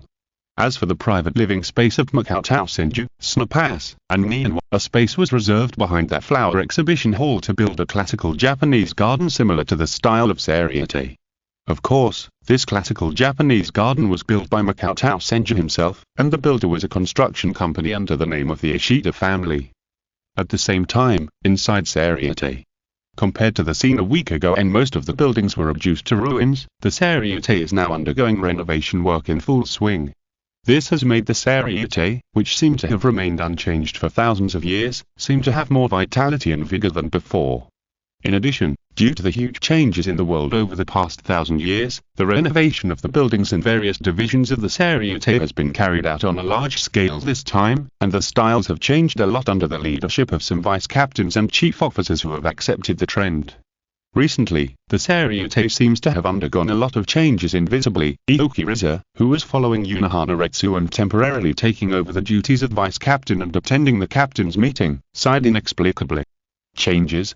Unohana Retsu asked with a slight sidelong glance. Aokiriza thought for a moment and answered. I can't say, but I always feel that the Seireitei seems to be different from before in some aspects. Kotetsu, who was following Unohana Retsu on the other side, nodded a little slowly and agreed. So, it seems so. Is it due to the change of architectural style? No, it feels like it's something else, really. Now that you mention it, I have the same feeling, but I can't really say what the change is. Listening to the whispers between Aokiriza and Kotetsu behind him, Unohana Retsu didn't say anything, but he knew the reason very well in his heart. The destruction of the central 46 chambers and the destruction of the Noble Street undoubtedly completely changed the power structure of the Seireitei over the past 1,000 years. In the tragic war caused by the King's Seal incident a week ago, perhaps no captain or vice captain died. However, the defeat of captains such as Yamamoto Shinigami Shibukuni, Kakushansui, and Jikita Jushiro further shook the prestige of Captain General Yamamoto, Kakushansui, and Jikita Jushiro. Therefore, compared with the overall atmosphere of the GOTY 13, which was dead in the past, On the one hand, the status of the current GOTY 13 has been rapidly elevated, completely replacing the aristocratic class of the past and becoming the upper class. On the other hand, the prestige of the high-level leaders such as Captain Yamamoto has been damaged, which has also shaken the hearts of the Shinigami of each squad. And, Unohanaretsu's gentle eyes slightly opened. In fact, the overall atmosphere of the current GOTY 13 has changed. Secretly, it is Unohanaretsu with the help of the invisible guidance of the Female Shinigami Association. After nearly 100 years of operation, the influence of the Female Shinigami Association is no longer comparable to the past. Today, more than 90% of the female Shinigami are members of the Female Shinigami Association, and the Female Shinigami Association has unconsciously grasped a considerable part of the real power. Even the Female Shinigami Association controls the funding allocation of all associations in the entire Seireitei.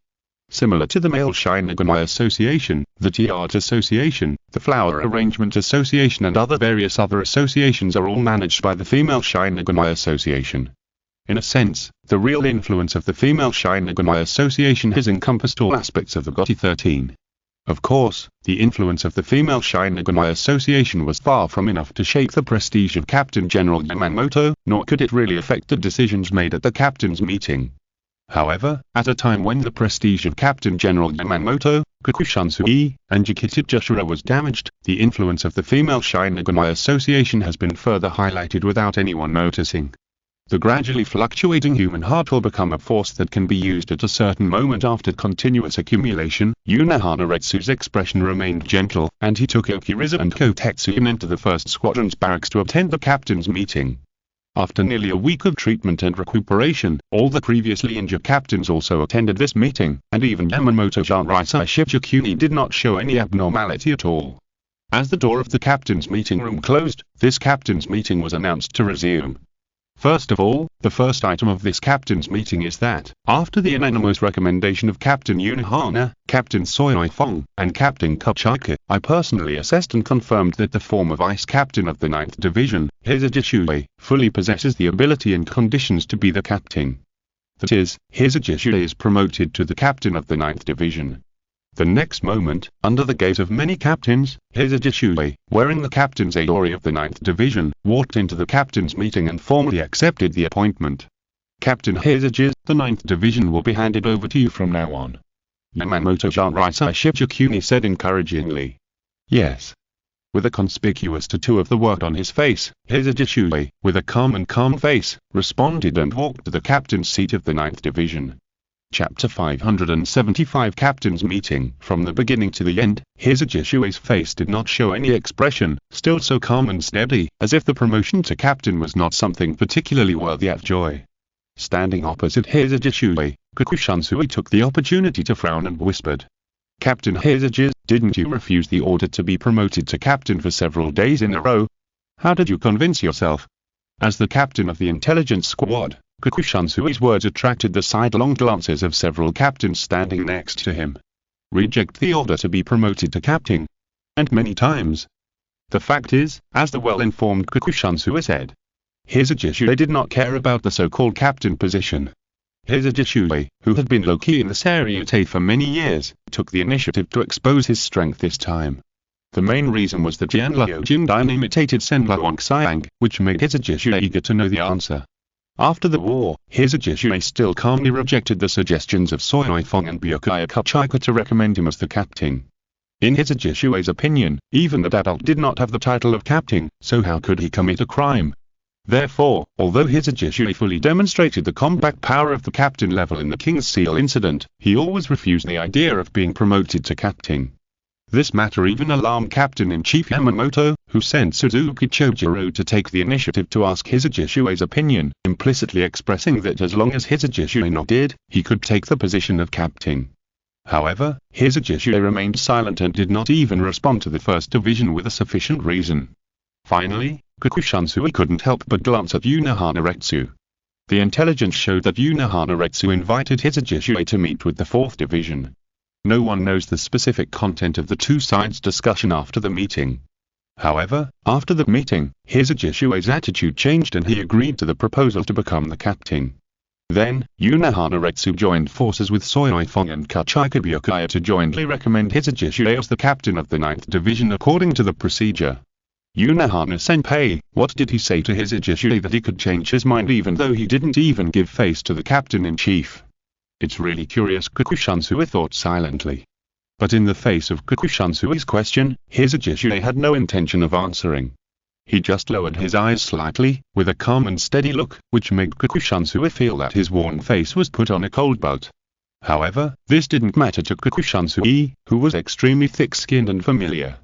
He even posed as if he was having a drink and said, "We will be colleagues from now on. I will treat you tonight at the izakaya to celebrate Captain Hisage's promotion. Captain Hisage, don't forget to come." Hisajishue felt a little uncomfortable with Kokushansui's self-willed behavior, frowned slightly, and said, "Sorry, the team is busy. Don't be so ruthless. Let's exchange feelings and abilities between the captains. This will also make it easier for us to fight side by side in the future." Speaking of Captain Hisage's Bankai, I am very curious about what specific abilities it is. Kokushansui said with a smile. "Please forgive me, I really don't have time." Hisajishue refused again without hesitation. Even though Kokushansui was so thick-skinned, he couldn't help feeling a little embarrassed and ashamed. After all, he was a senior, and Hisajishue, such a little kid, didn't give him face many times in a row, which undoubtedly made Kokushansui a little unhappy. However, before Kokushansui could continue to speak in a low voice, bang!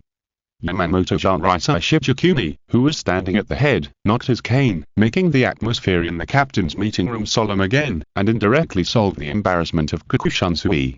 "Please contact each other after the meeting is over. Now is the captain's meeting."